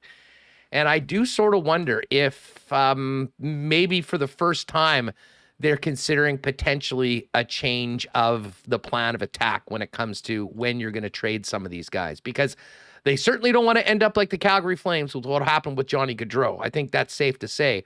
And at some point, you're going to have a little bit of short-term pain, hopefully for long-term gain. Where are you at on that with the group they have right now, when you trade some of these guys that you think you'll have to at some point, and what that might mean for the short term, but what that does for maybe the season after 2 years from now, which potentially, if you just wrote it out, could be essentially scorched earth and starting all over again. Yeah, that would be which is not the plan. Yeah, no, that would be beyond disastrous for the Jets. I think, and if I'm being honest, I think this was the year if you wanted to go, or if you were thinking about going the rebuild route, like, why wait a year? Do it a year early, start it a bit ahead of time, and you're going to find yourself in a better spot maybe 3 years down the road instead of 5 years down the road. You get a little more value in each of these trades for any of these guys with 2 years left on their term. I think that's the route I would have went down, but I don't know how likely that could be at this point, right? Because you'd be talking about Scheifele, Dubois, Wheeler, and Hellebuck. And while they all have a ton of value around the league, or at least 3 of the 4 do, most rosters are set right now. Like, there's not really it's difficult. You needed to do that a month ago. Yeah, exactly, right? So I don't know how likely that is going into this season. And the crappy part of that is just that this was, to me, was kind of a one way or the other sort of an off season. Like either go in and try to win it this year, or at least try to get yourself a few steps closer to contention. And if it doesn't work, then you blow it up after that, but you gave it a shot, right? Or you blow it up right off the bat. And hey, we know Connor Bedard is up for grabs. We know, what is it? Michkov, the Russian's up for grabs as well. This draft is set up to be pretty special. It kind of worked out this way to make a decision one way or the other. And instead, I think we found ourselves in the worst possible place to be in pro sports right now. And that's the mushy middle, right? Like there's not one clear direction right now. And I know, I know there's been extenuating circumstances with how the Jets got to this point, but that's maybe the most disappointing part of this whole offseason, Huss, is just that, oh man, I think if you're going to go with a direction, like really lean into it one way or the other. And I get the sense that by the time training camp comes around, there might be a few changes here or there, but for the most part, it's going to be relatively the same club as last year. And I just don't know how many more years of running it back we need to see before we know that this team is, I think at best, a bubble playoff team right now. Specifically to the Dubois situation, what's the best course of action for this? And were you as surprised as I was that the Jets didn't decide to elect for team elected arbitration? Yes and no, because I'm with you on the fact of like, this is a stick it to him. Like, here, eat this. Like, well, I don't really see any negative sides to it. Yeah. I mean, I think you get cost certainty. And I mean, certainly if you're trading a guy at the deadline next year, if I'm trading for Pierre-Luc Dubois, knowing full well that I've got one more year of services and we can talk to him next year about an extension, I don't know. I'd rather know what the cost is and have it set this summer as opposed to doing it all over again next year at potentially larger rate. I mean, I think it almost makes him more of a trade piece, at least at that point, if you know how much he's making next year. That's where I'm thinking. Yeah. I mean, I would have went that way if I was the Jets, but they've never really operated that way before with high-level guys, so that's why I didn't really. It's very rare. I mean, listen, I can't. We could count on the number on one hand, probably the amount of team-elected arbitrations lately. But this is essentially a situation of their own doing. And listen, if you want to get traded, I mean, knowing what the cost is going forward would be. Not to mention, you ensure. Like, can you imagine if they don't get a contract done and we already have this situation and then he's sitting out at the start of the year without a contract? I mean, that's taking a bad situation and making it worse. That's true. And it does open the Jets to that. But at the same time, I would be beyond shocked if it came to that, mainly because if Dubois wants to go to Montreal, that's great. If Dubois wants to make a ton of money, which I'm pretty sure every professional athlete does, he's got to get his ass out there on the ice and put up 70 or 80 points for the first time in his career, right? Like, sure, he might make $7-8 million on a long-term deal, but do you want to make 9, 10, maybe a little bit more than that in 2 years' time, depending on what happens with the cap, right? So I have no concerns that Dubois, A, is going to sit out and not play for the Jets, and B, do what he did in Columbus in that final game and coasted every single shift until they move him out. I think he's got too much riding personally on that next big contract for him to pull anything like that. And I think he's learned that, that's probably not the best way to handle things. He could probably learn how to do it a little bit differently off the ice, but on the ice is a different story. But really, to me, the only course of action for the Jets is you set your asking price for Pierre-Luc Dubois. If a team meets it, he could be out the door tomorrow. If they don't meet it, we will wait and wait and wait. Let's assume that he will be traded at some point from the Winnipeg Jets. I think that's a safe assumption. Yep. When do you think is the most likely time for that to happen? Is it at some point earlier in the season, or is this they get everything they can out of him up until next year's trade deadline and potentially dangle him to a playoff contender for 2 playoffs and 1 more full season? I think it'll be this year's trade deadline, actually, where a team will get 2 playoff runs out of him. And the reason I say that too is I just don't anticipate the Jets being, say, second in the Central, right? Like a spot where, do we want to trade him because we can maybe take a bit of a run at this and see what happens? I think they're going to be right around the bubble again. And that makes it easier for management at that point to look more towards the future and moving a guy like Pierre-Luc Dubois out. And, if the Jets really wanted to do this and you want to maximize the value in a trade, and you're going to rebuild the following year anyways, maybe you take on some of the salary in a Dubois deal, right? And that even opens up more cap space for the team acquiring him and maybe you get an extra asset or two. So I think the trade deadline is when we will see. I'll still be pretty surprised if he's moved at some point before this regular season gets underway. But whether it's Montreal, whether it's a different team, I do think we'll see the Winnipeg Jets move him at the trade deadline. And I still maintain, even though he's making this public, that there's a chance he doesn't ever play for the Montreal Canadiens. I think that's a real possibility as well. Oh, for sure. I mean, that's a risk that Montreal has to take. Like, if you're Montreal, the one of the brutal things about this whole situation is just how much the Habs suck right now. Because if they were a more competitive team, I think they'd have a much more, they'd have a greater interest in getting this done right now and getting Dubois signed to an 8-year deal based on his numbers up until this point, as opposed to, listen, the guy's playing with Kyle Connor, who just had 47 goals last year. I mean, if that happens again and his numbers go up, to your point, the price goes up going forward. But at this point, they're just not competitive enough to have a real level of urgency to add that guy in. They're probably not a playoff team next year. And I guess the other thing is that if you plan to suck, that first-round pick is probably off the table because of what it could mean. And that would have definite value to a team like Winnipeg that knows that there's going to be some significant changes in the organization in the next couple of years. Yeah, that's the thing, right? Like, there's two pieces from Montreal that Winnipeg would want from a Pierre-Luc Dubois trade, and that's Nick Suzuki, and that's their first-round pick.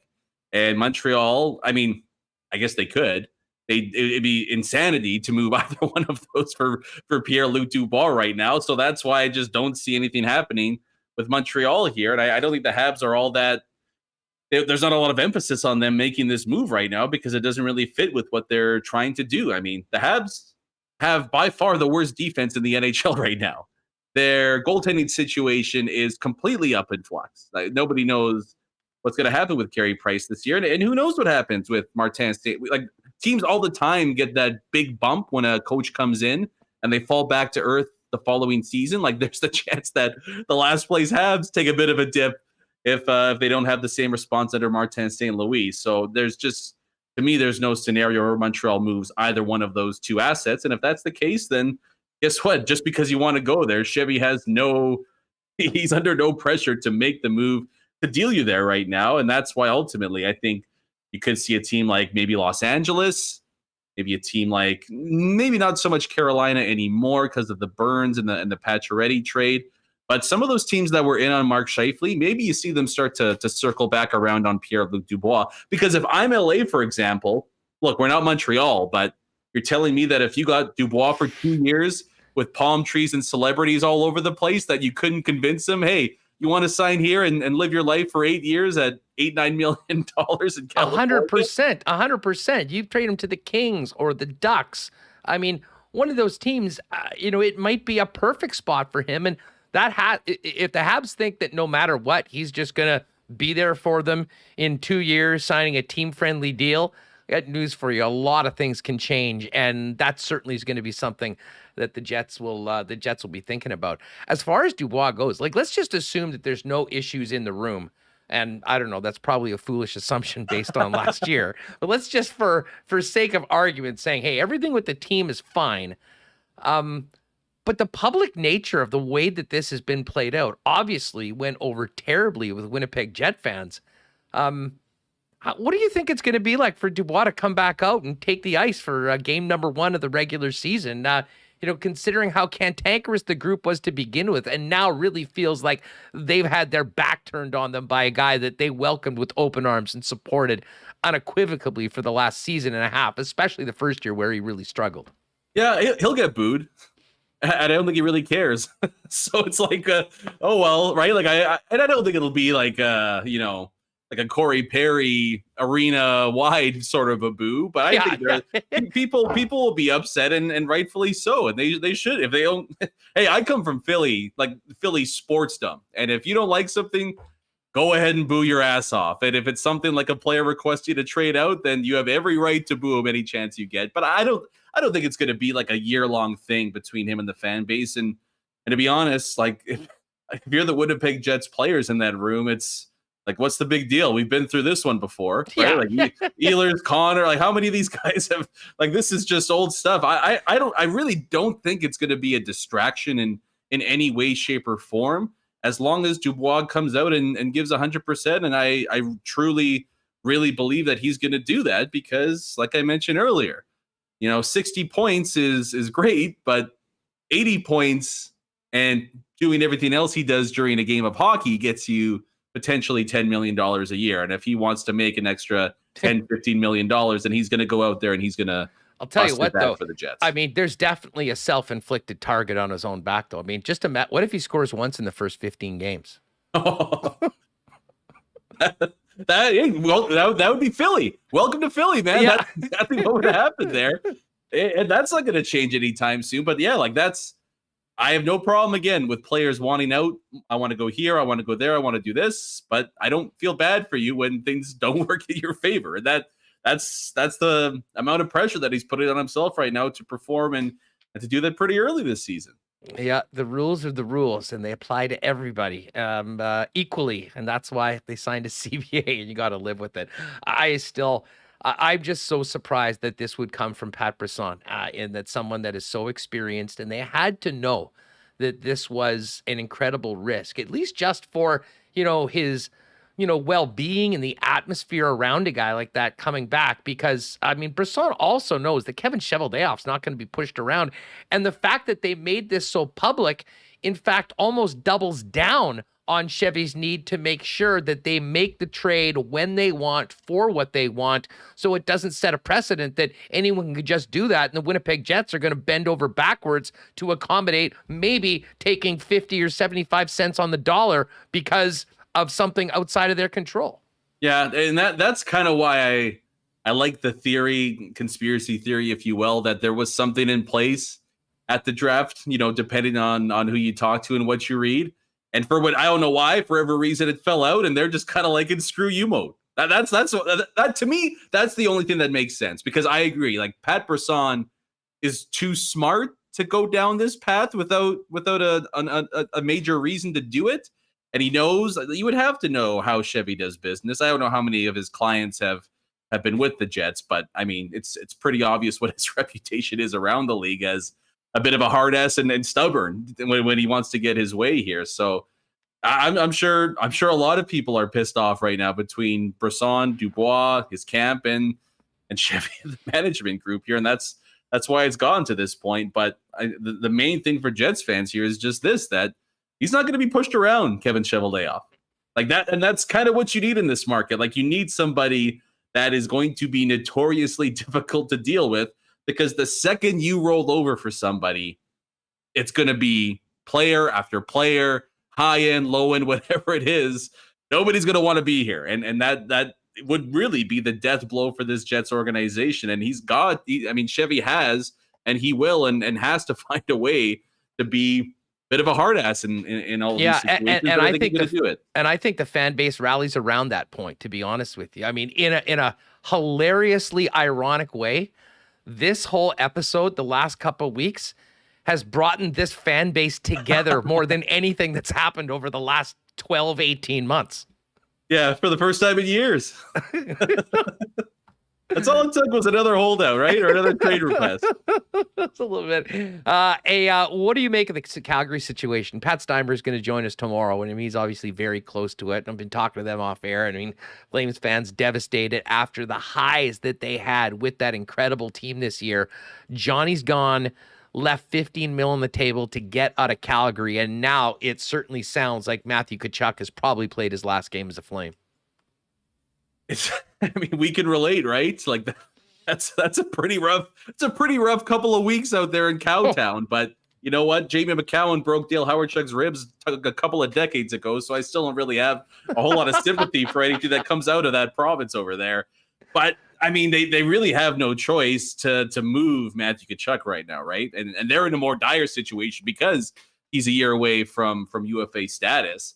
And I'll be very intrigued what the haul's going to be for a guy like that, because there's a lot of good players in this league, but he really is a bit of a unicorn. Like, he's a throwback player. I mean, it's one thing to bring the physicality and the edge and everything like that, but while he's not going to be playing shotgun with Johnny Gaudreau, I don't imagine to put up 100 points in this league and 100 penalty minutes if he wants to.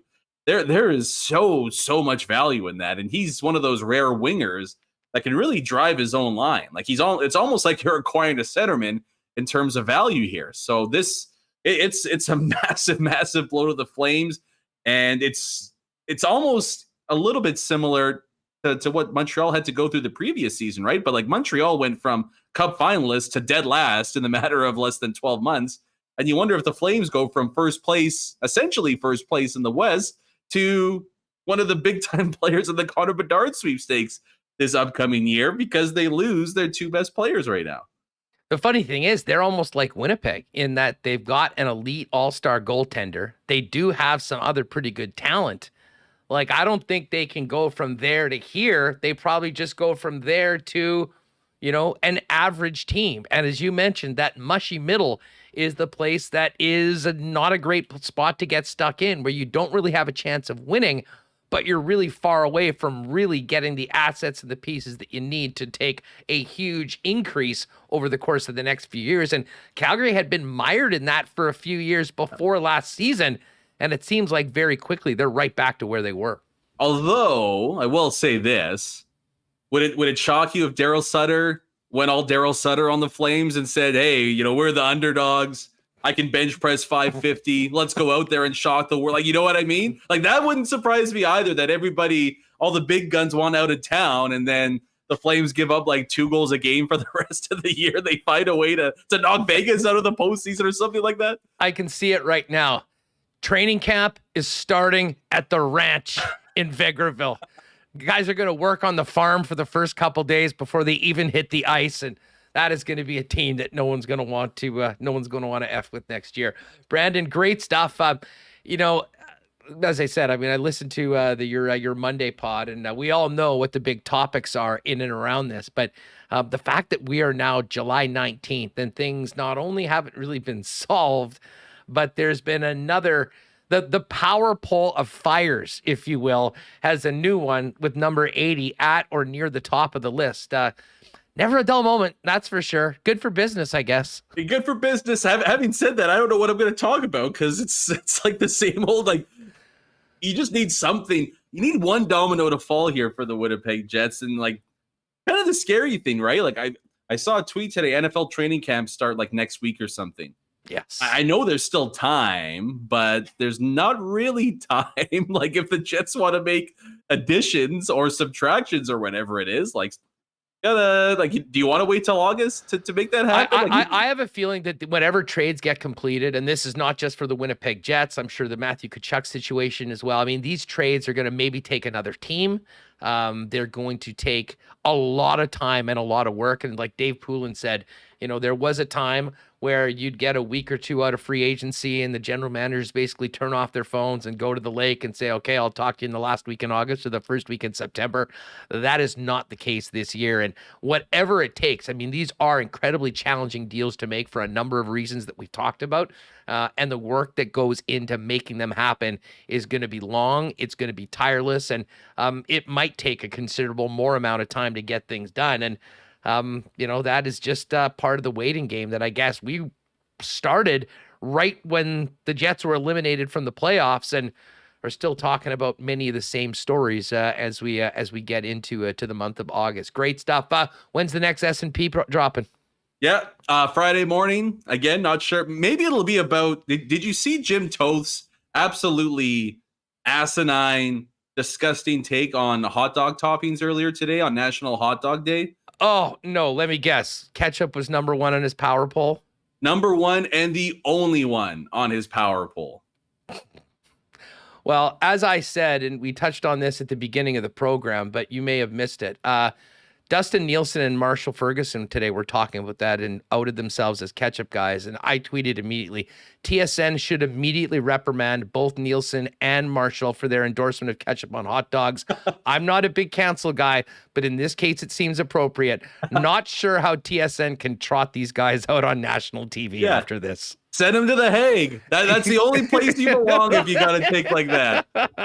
Try that in Chicago and see what happens. Yeah, you get arrested. As I said, straight to jail. You can check out I also tweeted a video from the National Hot Dog and Sausage Council earlier today on hot dog do's and don'ts, and the Queen of Ween herself at the 1:30-minute mark makes a point of saying, if you are over the age of 18, ketchup is a no. Yeah. I mean, if you're 6 or 7, okay, sometimes you got to do things for kids, but humans, they grow up, they mature.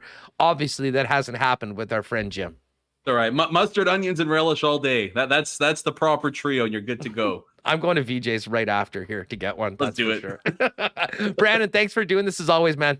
Ton of fun. Can't wait for the next one, man. Have a good week. Take it easy. There it is, Brandon Rewucki. Make sure to check out Skates and Plates wherever you get your podcasts, talking Jets and food. And that was a great take from Brandon on the plate side of Skates and Plates. All right, we are going to be talking Bombers. Really looking forward to playing our conversation with Dalton Schoen. Before we do that, not Autocorp. I mentioned all the breezy golfers that will be taken to Elmhurst tomorrow for the amateur. Of course, it is the Not Autocorp amateur. Not Autocorp, a proud sponsor of golf in Manitoba and the title sponsor of the amateur, which begins tomorrow out at Elmhurst. If you're in the market for a new vehicle, before you do anything, head on down and talk to our friends at Not Autocorp. Why not get into the car of your dreams at a great price with the help of the Not team? Visit them at Waverly and McGillivray or check them out online at not.ca. Well, we got all that rain out of the way yesterday, and it looks like it's smooth sailing with sunshine and beautiful weather for the next little while.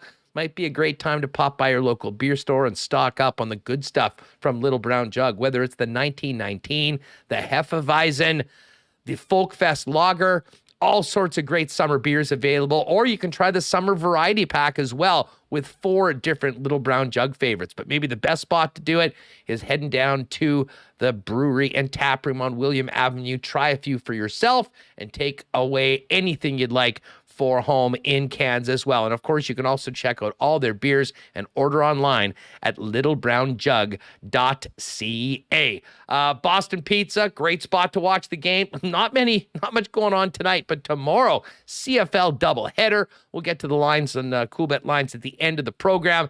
No better spot to gather with the gang to watch the big game than BP. They've got the great summer menu right now featuring the Carnitas Tacos and Carnitas Pizza. Pizza flights are back as well.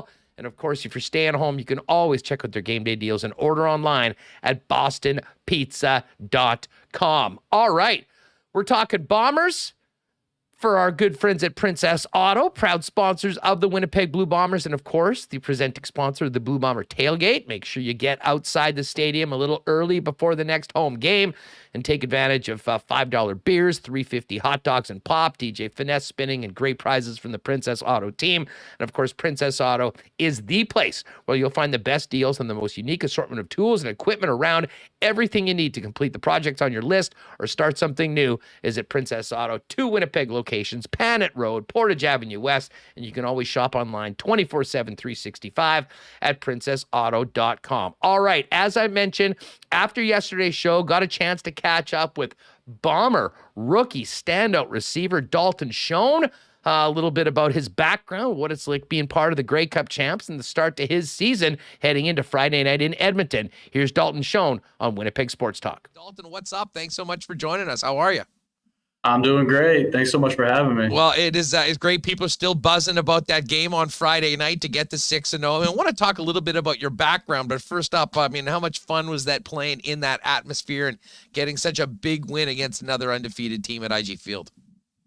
It was unreal. Like you said, the atmosphere with the fans and how loud it was on Friday, it was unreal. It's everything you dream about this is why you play football, you know? And so to have that atmosphere and, like you said, get that big win, move to 6-0, feels good right now. You know, I get asked so much about the team right now, and your perspective would be really interested being a newcomer. But I'll just ask you first off, how much fun have you been having since coming to the Canadian Football League and becoming a part of this back-to-back championship team that's looking to go for 3?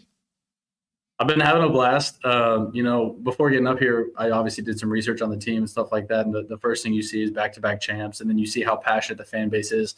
So to get to come in and be a part of that, and then be a part of this locker room that we have, like the culture here is amazing. From the coaches through all the players, everyone involved. It's just been a blessing to be a part of it. It's been a lot of fun. Now, and we'll talk a little bit more about the upcoming game and the rest of the season. But I know a lot of people are interested in a little bit of your background. We were talking a little off air. I mean, a big-time Chiefs fan. Everyone knows you're a Kansas City guy as well. Tell us a little bit about growing up on the Kansas side in Overland Park and how you cut your teeth playing football before heading to college.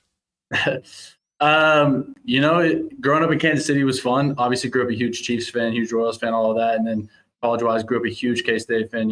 Both my parents went there, all my aunts and uncles, extended family, brother and sister. It was always a dream to go there. And then that's only, 2 hours from Kansas City. So it was a dream come true to have the opportunity to go play college ball at K-State. I loved it. Now, if I'm not mistaken, you were a walk-on. I mean, were you a star player in high school? What did it take? We know all about recruiting, but I mean, you got these big rosters. Not everyone is, a guy that, 55 schools are signing up for it. You mentioned it was your dream school. Tell us about going to K-State, making the roster, and then having the incredible career that you had there.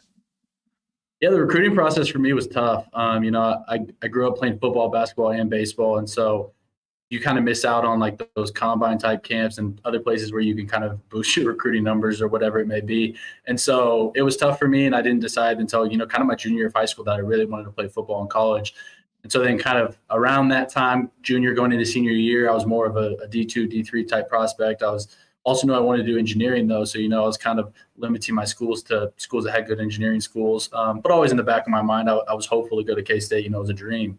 And then first game my senior year, I actually had 12 catches for 380 yards and 4 touchdowns. 380 and 4 in one game? Yep. And so that moment, that was my first game senior year. That kind of put it back in my head that like, I think I could go play at K-State, So sent that film to those coaches there, and they were obviously telling me we're already beyond your recruiting class. And so then I kind of was like, no, I'd just like to walk on, stuff like that. And they kind of slow played it for a while. I know they had a full receiver room. And so then I was looking at a lot of different schools, walk-on types offers or D2, D3. And then finally, K-State came through pretty late in my senior year and said, hey, we got a walk-on spot for you if you want. And I took it like that because I knew I wanted to be there. Like I said, that was the dream. But walking onto a program is never easy. I go in there and my first 2 years, I'm just on scout team. I'm a nobody. The coaches won't even really look at me as like someone who would actually play. And that's hard too, because not a lot of guys play scout team for 2 years and then go on to be a starter or anything like that. But I kept working every single day. I kept doing what Coach Snyder said was like, just get a little bit better every single day. And eventually those all stack and you've come a long way, and nobody else saw it, but you did. And so then finally 2 years in, end up getting a spot on special teams, a little bit of receiver work here and there, end up having some big plays, which led to more stuff. And then next thing you know, I'm starting as a sophomore, which I never would have dreamed. Never looked back. Well, it sounds like, there was a lot of hard work and a lot of belief in yourself to go through that. That's not an easy situation. And anyone that pays attention to, especially big school NCAA college football, there's a lot of recruiting. There's a lot of things that are promised to guys that aren't the walk-ons. So to achieve what you're able to do, doing it the hard way, I think, in probably a lot of ways, it probably prepared you even better for a professional career, considering of what you had to earn and do it yourself just to even get an opportunity. Yeah, it definitely helped prepare me for the exact situation I'm in now, because I tell people all the time, it's really hard to be a walk-on. A scholarship guy is probably going to get 10 opportunities before you get one. So you better have prepared and made the most, and then make the most of that one opportunity you get. And then, you come up here to the CFL, it's hard to come up here and make a roster here, especially as an American. So when you come up for training camp, you have a rookie camp trying to learn everything as fast as you can. And then you're in the grind of actual training camp. You got to be ready for that big opportunity because you never really know when it's going to happen. But when it does, you need to make your mark. And so that then trust grows, opportunities grow. And then next thing you know, you find yourself on the team. Bomber rookie receiver Dalton Schoen with us here on Winnipeg Sports Talk, his debut visit. What a great start he's had to this year. Hey, before we talk about getting to the Canadian Football League, when you finished up at K-State, were you thinking professional football? And tell us a little bit about, signing and getting an opportunity in NFL mini camps before eventually coming north of the border. What was that experience like? Yeah, I'll say this. My senior year, I wasn't really focused on, I guess, or worried about professional football. My motto is always kind of be where your feet are, focus on your current stage, that kind of idea. Because at the end of the day, I saw a lot of guys at K-State who were so pro-focused, and they were like, hey, man, I need this many catches, this many yards, this many touchdowns for their position.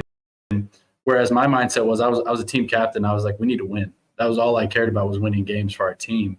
And so then when everything was done with that season, then I started to look to the next level, prepare for my pro day. I was lucky to have it that year. That was the COVID year. And so then I was very fortunate to, have good numbers, a good day and stuff like that, and to get to sign undrafted free agent deal to the Chargers at that time and to have a few NFL opportunities. Now, but then now you're here with the Winnipeg Blue Bombers. How did it come about? Did you know much about? I always love when we have guys that have come here for the first time to ask them about if they knew anything about the Canadian Football League. I mean, you'll see the odd game on ESPN or the Deuce at some point, but what did you know about Canada and Winnipeg beforehand, and how did you become a Winnipeg Blue Bomber? Yeah, so like you said, I'd seen games on TV, but you don't really know the ins and outs of the league or even all the rules and the nuances of the game. And so this past spring, my agent, he had talked to Danny McManus, assistant GM here, and I guess Danny had seen me last year in the Chiefs training camp last fall. And so they set up a phone call with the three of us just to kind of talk to Danny, get to know a little bit about the league, what life is like, as an American player up here, and stuff like that. And just basically talk about, the opportunities I would have up here and stuff like that. And so that kind of got the ball rolling. And then, obviously I had to talk with my family about it, research about it. And then, looking at everything, we decided it was a great opportunity for me to come up here and, hopefully go play meaningful football again. And that's what I've been able to do. And been a blast doing it. Well, I mean, you mentioned, I'm not sure whether this was at the start of the conversation or when we were chatting beforehand, but when you look up Winnipeg, and hey, listen, part of the reason why I've been so fun to be a Chiefs and a Royals fan here is that, it's just a straight shot down I-29, a pretty simple drive, but it does seem far away. Did you know much about the city, and what did you learn very quickly about the Blue Bombers as a team before you came north of the border? Yeah, I didn't know a whole lot about the city, but one of the first things you see is how passionate this fan base is here for the Blue Bombers. And then obviously I saw Bombers back-to-back Grey Cup champs. And so instantly you want to be a part of that. Obviously you want to be a part of championship football, but then it just means so much more to know you have the whole city behind you, that fan base. That's very similar to what I had at Kansas State, kind of that family atmosphere. And so instantly, obviously reading about that, you want to be a part of it. And then kind of what you said is, Winnipeg is basically a straight shot north of Kansas City by about 12 hours. So that's been nice too. My parents have been able to come up to a few games now. And so having that has been nice. Now, Dalton Schoen's with us. Dalton, tell us about coming up here for the first time. I imagine, as a rookie going to a new country and a new league, there's your probably eyes are pretty wide open, but what was it like coming into the Winnipeg Blue Bomber dressing room with the leadership group that they put together, knowing that it's on a mission for another championship after putting together 2 seasons that ended up with a big party here in Winnipeg? Yeah, it was kind of a wild experience. Driving up to Canada was obviously something very new for me. And then, we showed up for rookie camp and kind of dove right into it. And then by the time the vets got here, it was kind of like, oh, pump the brakes. We're having, this little union issue and stuff like that. But I think the veterans in our room did a really good job of kind of bringing the whole group together, saying, this is the standard, this is what we're about. And we didn't let the exterior noise or anything slow us down. And so instantly as a rookie, as a new guy, you see that culture, not only with the receiver group, but the whole team. And like I said, that's something you want to be a part of. And it's easy to be a part of it because they want everyone to be on board, everyone to get going with the ship. And so it was a blessing to be in a situation like it is. The way you described yourself as a college player, being a team captain and a guy that cared first and foremost about winning, seems to be very much along the lines of the culture that has been created under Mike O'Shea here in Winnipeg. Yeah, no, it's definitely very similar. And I like that. I like having the similar-minded people. Like I said, the culture that was so easy for me to just jump right into because it is so team-oriented. And, we have a ton of great players in our receiving core and just a ton of weapons on offense. But I think you could ask every single guy. They don't care if they're the one who's catching the ball, making the play. They just care about us as a team getting the job done. How have you developed such a great chemistry so quickly with Zach Collaros? I think Zach makes it easy. You know, he's a guy who has a ton of experience in this league, and he's just so smart. Just talking with him on the field about plays or in the film room, whatever it is, he does such a good job of breaking down what the defense is about to do, what he sees, how he wants the receivers to run it. And then I think when you have those conversations and then you go out on the field and do it, it helps build that confidence, that trust, that chemistry. That's like, okay, I'm confident Zach obviously sees it and has told me what to do, and he's confident that I'm going to do what he said and stuff like that. I think that helps build the trust. I'm always interested in talking to people that are first-time CFLers about, you sort of mentioned some of the nuances of the rules. How did you have to study it up before you actually got here? And was there something particularly challenging? What stands out to you about the uniqueness of the Canadian game as opposed to the 4-down game that you've played all your life? Yeah, I mean, I think you obviously know the 3-down, 4-down thing. One of the biggest things that got me is that, yeah, like you said, I was studying up before I got up here. I'm looking through the playbook. First thing I see is there's 12 people on the field. I didn't even know that. And then obviously you see that the field's bigger. But then I think the more nuanced things is like, okay, obviously, I'd watch CFL games. I see the receivers are moving to the line of scrimmage at the snap, but you don't understand, the process of what goes into that or how to manipulate your waggle to help you and just really make that a huge weapon for you as a receiver. So all that little stuff definitely took time in terms of studying, in terms of actually going out there and doing it, getting used to it, stuff like that. Well, Dalton, this has been so much fun having you on the program. Mike O'Shea never likes to think about anything beyond the next practice or the next game. So I won't talk about the big picture, but I will ask you about just the vibe in the room and how you guys are feeling going onto the road Friday night against the Edmonton Elks. I think we're feeling good, as we always do. At the end of the day, I think we take the mindset that it's not really about who we're playing or what they're going to do. It's about us and our execution. We have a ton of confidence that our coaches are going to put together a great game plan like they always do. And then at the end of the day, it's on us to go out there and execute and do our assignments. And I think we feel that if on any given night, if we play our best football, we're going to be good enough to win. Hey, just before we go, and again, thanks so much for doing this. How have you enjoyed Winnipeg outside of your football duties? Have you got out to see much of the city? Do you have a couple favorite spots already? Or are you basically just living at IG Field and sucking up as much info as you can and getting ready for game after game? I would say I'm definitely doing as much as I can here at IG Field to get ready for game after game, especially in this current stretch we're in. We had 3 games in 11 days or 5 out of 6 on the road.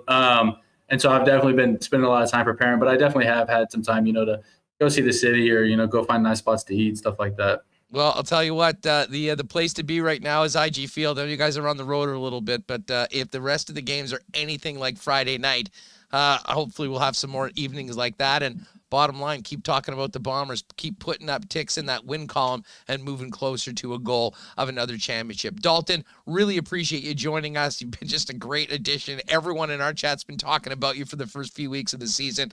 Wishing you continued success personally and for the squad. Good luck on getting to 7-0 Friday night in Edmonton. Thank you so much. Thanks for having me on. All right, back on Winnipeg Sports Talk. That was a quick change for those of you who are wondering. As I mentioned going in, we got a chance to hook up with Dalton Schoen after yesterday's show. Want to play it today, and what a great start to his CFL career he has had so far. All right, we got some CFL news and an AEW news, apparently. We're going to get to that in just a minute. Before we do that, big shout out to our friends at Nick and Nicky DQ for locations here in Winnipeg and southern Manitoba. The DQ Niverville, DQ Northgate, DQ Polo Park, and DQ St. Anne's. Pop by today with the family for some ice cream treats, vanilla like the Bombers, or your favorite Blizzard flavor. Nothing like a Blizzard in the summer. And while you're at it, check out one of the amazing new Stack Burgers. They've got it all for Nick and Nicky DQs. Hit them up on Instagram as well, at DQ Manitoba. Order a cake for your next party, custom made for you, ready to pick up quick and easy. Your favorite Nick and Nicky DQ. Might be a great night to get outside. Maybe grab a 6-pack of some CC and ginger and enjoy the beautiful weather. Of course, a lot of people have been trying it for the first time. Ready to drink, easy come, easy go at your local beer store and Manitoba Liquor Marts, and of course also available at all Winnipeg Blue Bomber games at IG Field, along with all the great tastes of Canadian Club and the Beam Suntory Factory. Canadian Club and Ginger Ale, now available, ready to drink at your local beer store. Pick it up today. All right, we will get to our Assiniboia Downs picks in a minute, as well as the latest on the Coolbet lines on this very dead day in the world of sports. But Remo, let's get back in here. Great stuff with Sean, with Brandon, and of course, really impressed with Dalton Schoen, both off on the field. And what a great interview he was yesterday when he joined us after the show. Yeah, we had heard so much about Dalton Schoen leading into the season. Willie J was on the show talking about how much he's impressed. And I mean, he's come out of the gate. And we were worried about the Bombers' receiving group after the departures of Kenny Lawler and Darvin Adams. And I mean, he's fit in pretty well. You know, I keep getting him mixed up with Wolitarsky, 82, 83, but even at times, Greg Ellingson, who's rocking number 2. These guys have all great hands, good route runners, and he's been targeted a lot in the end zone. I'm also a big fan of Dalton Schoen because he's been priced really low on DraftKings all season. Not anymore. Not anymore. So I've been jamming him in there when I can, but this week, you know, big favorite against Edmonton. I would think, you know, and the run game hasn't been able to go as well. So you have to wonder if he's going to see some increased targets. But also, I mean, I haven't looked at the depth charts, but there's Carlton Agudosi, my new favorite player, who I think Calvin is, Johnson Jr. Yeah. Calvin Johnson, exactly. Or the second coming of Chris Matthews. So the Bombers receiving core, all of a sudden, very exciting. No doubt about that. Now, a big loss for the Riders. We knew this was coming. There's a lot going on with the Riders. They've had to cancel practice again because of apparently a COVID outbreak. Haven't heard anything like that in a long time. But regardless, they're going to be without Duke Williams, who has been suspended for a game. Should have been suspended for a game, and he probably shouldn't have played in Touchdown Atlantic as well. But in this rematch against the Toronto Argonauts, they won't have Duke Williams. And, you know, coming off that loss, Saskatchewan in a bit of a tough spot, you know, still with 4 wins on the season, but they'll be without certain players, especially one of their most important offensive weapons. And then who knows the situation with Cody Fajardo, even if he plays, how healthy he is after really getting worked over by CFL defenses over the past month. Yeah, there was no AEW news. Just some people are asking. Rumored. That was fake news. Rumored visit to Winnipeg. Yeah, that was fake. By the way, I guess AEW is on tonight. We'll check it out. Maybe we'll find out more. When that happens, that will be amazing. I've been saying for a year or so. They got to get Kenny Omega's coming back very soon. Mm-hmm. So obviously they'd want to do it when Jericho's still around, when Kenny Omega's there, 2 of the biggest stars ever to come out of Winnipeg. And they did announce that they are coming to Canada, and Winnipeg was one of those places they were going to go, but we don't right now have any details on when and where for AEW. Yeah, someone in chat jumped the gun. Anyways, in the CFL news, Duke Williams out. That's big for Saskatchewan. if you want to throw down on Toronto, I mean, they're still an underdog. You don't know what's going to happen with the roster with COVID. Cody Fajardo, he's been kind of banged up too. I thought Toronto played them well last week. It seems like the East, they've been playing the West tight, but when it comes to finishing the game, the East team usually loses. So that'll be something to watch here going forward. More often than not. We'll get to the lines in a minute.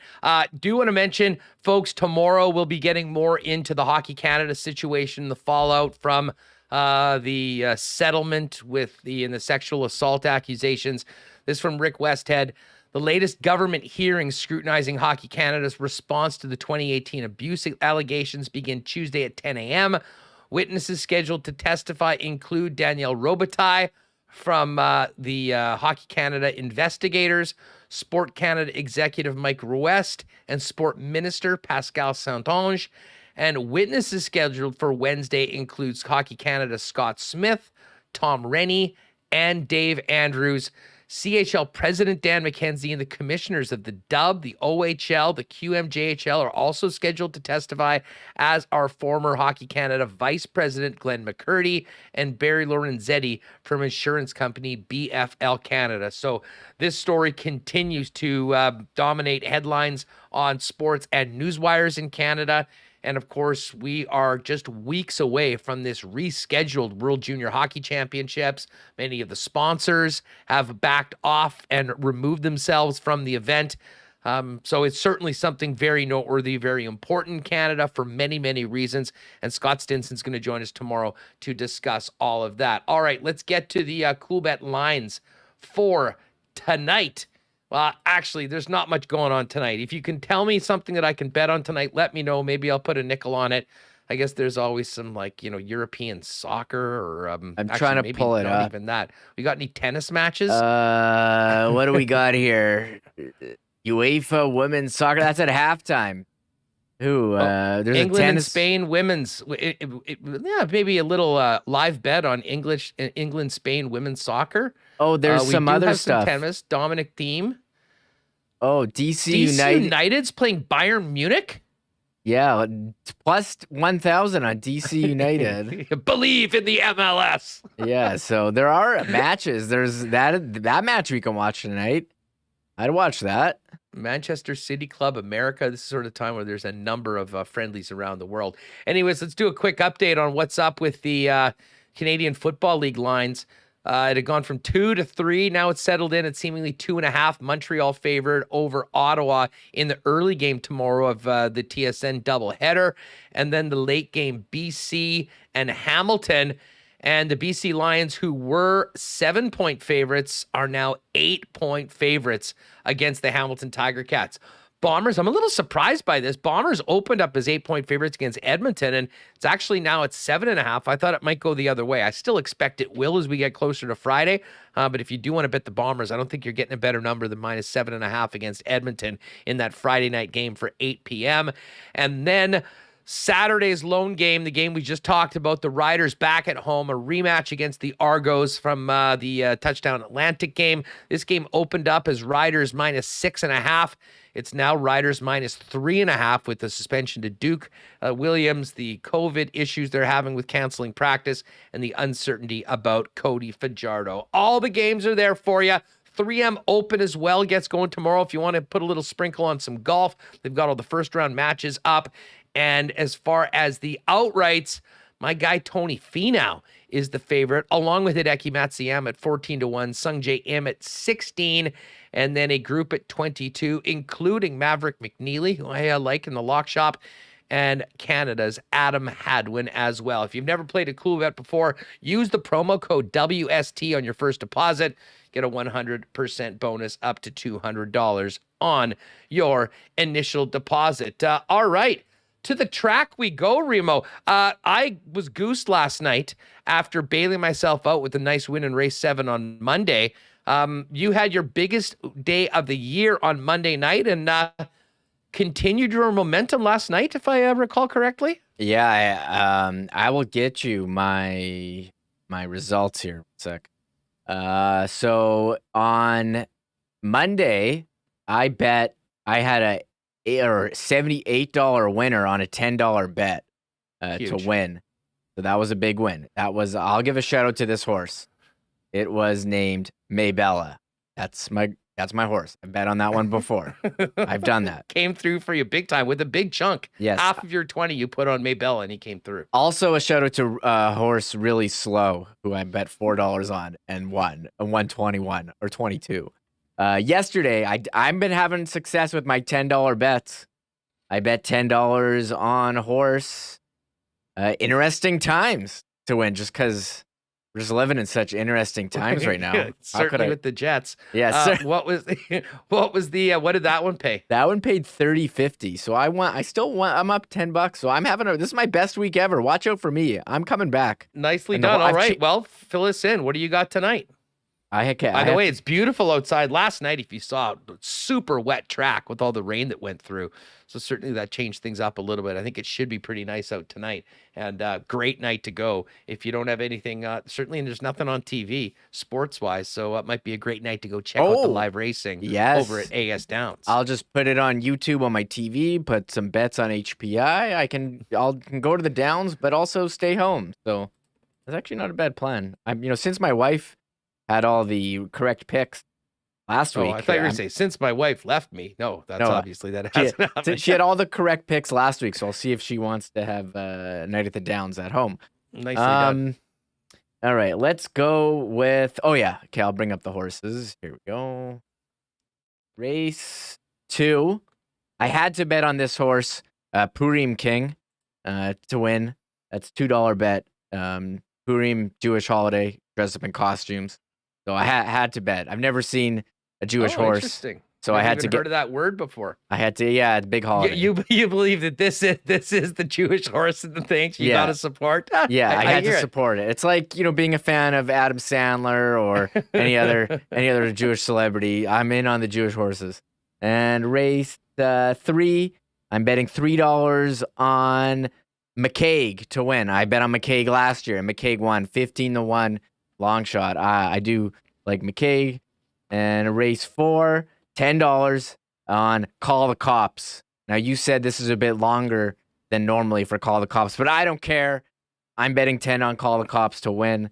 And my last one, race 6, I'm going to win mean money to win.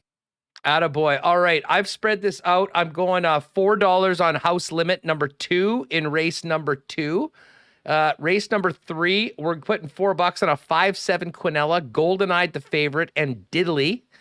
In race number 4, just going with $2 on number 7, Chiton to win. Shout out Ronaldo Cumberbatch. He's on the horse tonight. He's had a great year so far as the jockeys go. Race number 5, $4 on number 1, King Wit. You know I love the Wit horses. If I see one, I'm usually betting it. One of the early favorites to win, right in the mix. So we've got King Wit with $4 to win. Didn't do my triactor box today because I just didn't like a third horse in race number 6. But I'm going to go with the $4 Quinella, number 1, True Kate, along with number 7, Zenny. And then the final, I very quickly put $2. I had $2 left. My final bet, horse number 12. Massive race. And who knows, maybe I'll do a triactor box later on. 2 and 3 are scratched, so there's 10 horses. But High Rise in the Peg is the horse that I'm backing. So there you go. If you want to play with us and you're not able to head down to the Downs, use hpibet.com.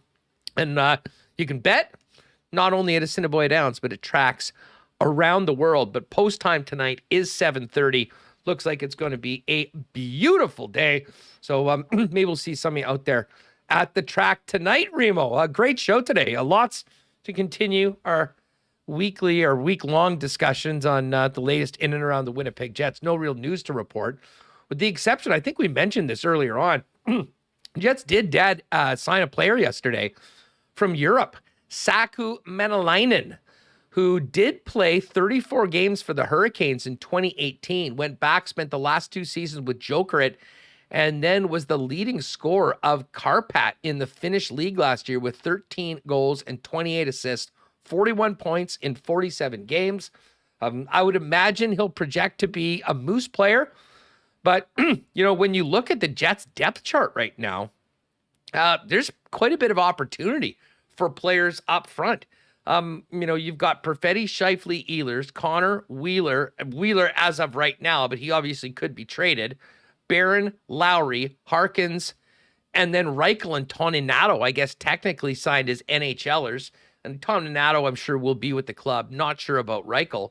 And then obviously the RFAs of Dubois, Appleton, and Gustafson. So there still definitely is work to do up front. If they do end up trading Blake Wheeler, I guess the big question is what comes back? Are you taking another player with a contract or are you eating money? I think the Jets in this situation would far rather get a few bodies and spend that money that way as opposed to just paying Blake Wheeler to leave. But I guess all that's up in the air. We'll be following that going forward. But Menelainen had a great season last year. The Jets trying to give him another crack at the National Hockey League to see if he can stick around. Yeah, sure. 1 year, 2-way contract, $750K in the NHL, $225 in the AHL. So we will see what happens with them. But I agree. It seems like the Jets need some more NHL caliber depth on forward. There is this logjam of defense. I came in thinking, okay, you got to move one of these veteran D. and open up spot for NHL ready, Heinola, Sandberg, and then Kovacevic's waivers exempt also. Like, how do you fit? You signed Kyle Capobianco as well. I mean, how are all these guys going to fit in? So I think, Dylan, we had heard rumors about him getting traded.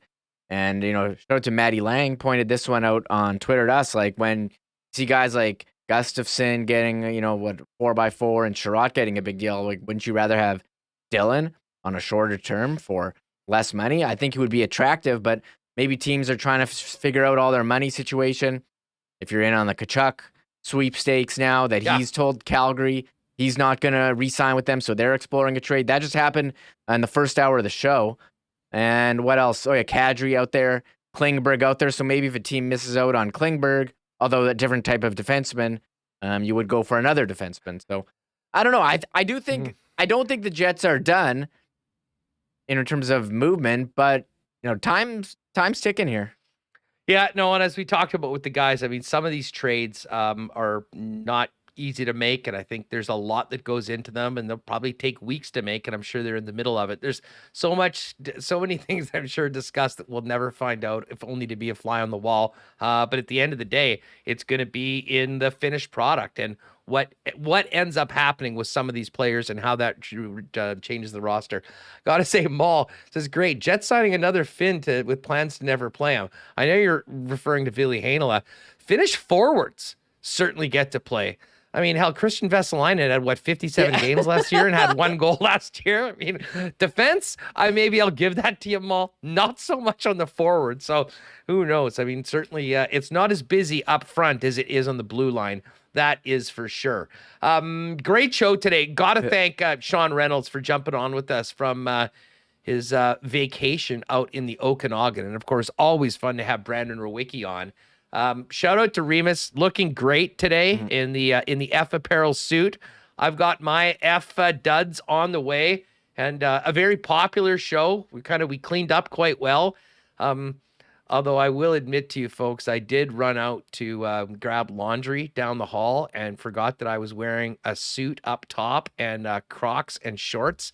And a neighbor did look at me like I was completely insane. And I just laughed and said, long story. Anyways, back in. But thanks to everyone for joining us. It's been a lot of fun. And tomorrow's going to be a big show. I know a lot of people kind of comparing what the situation is in Calgary to what's up in Winnipeg.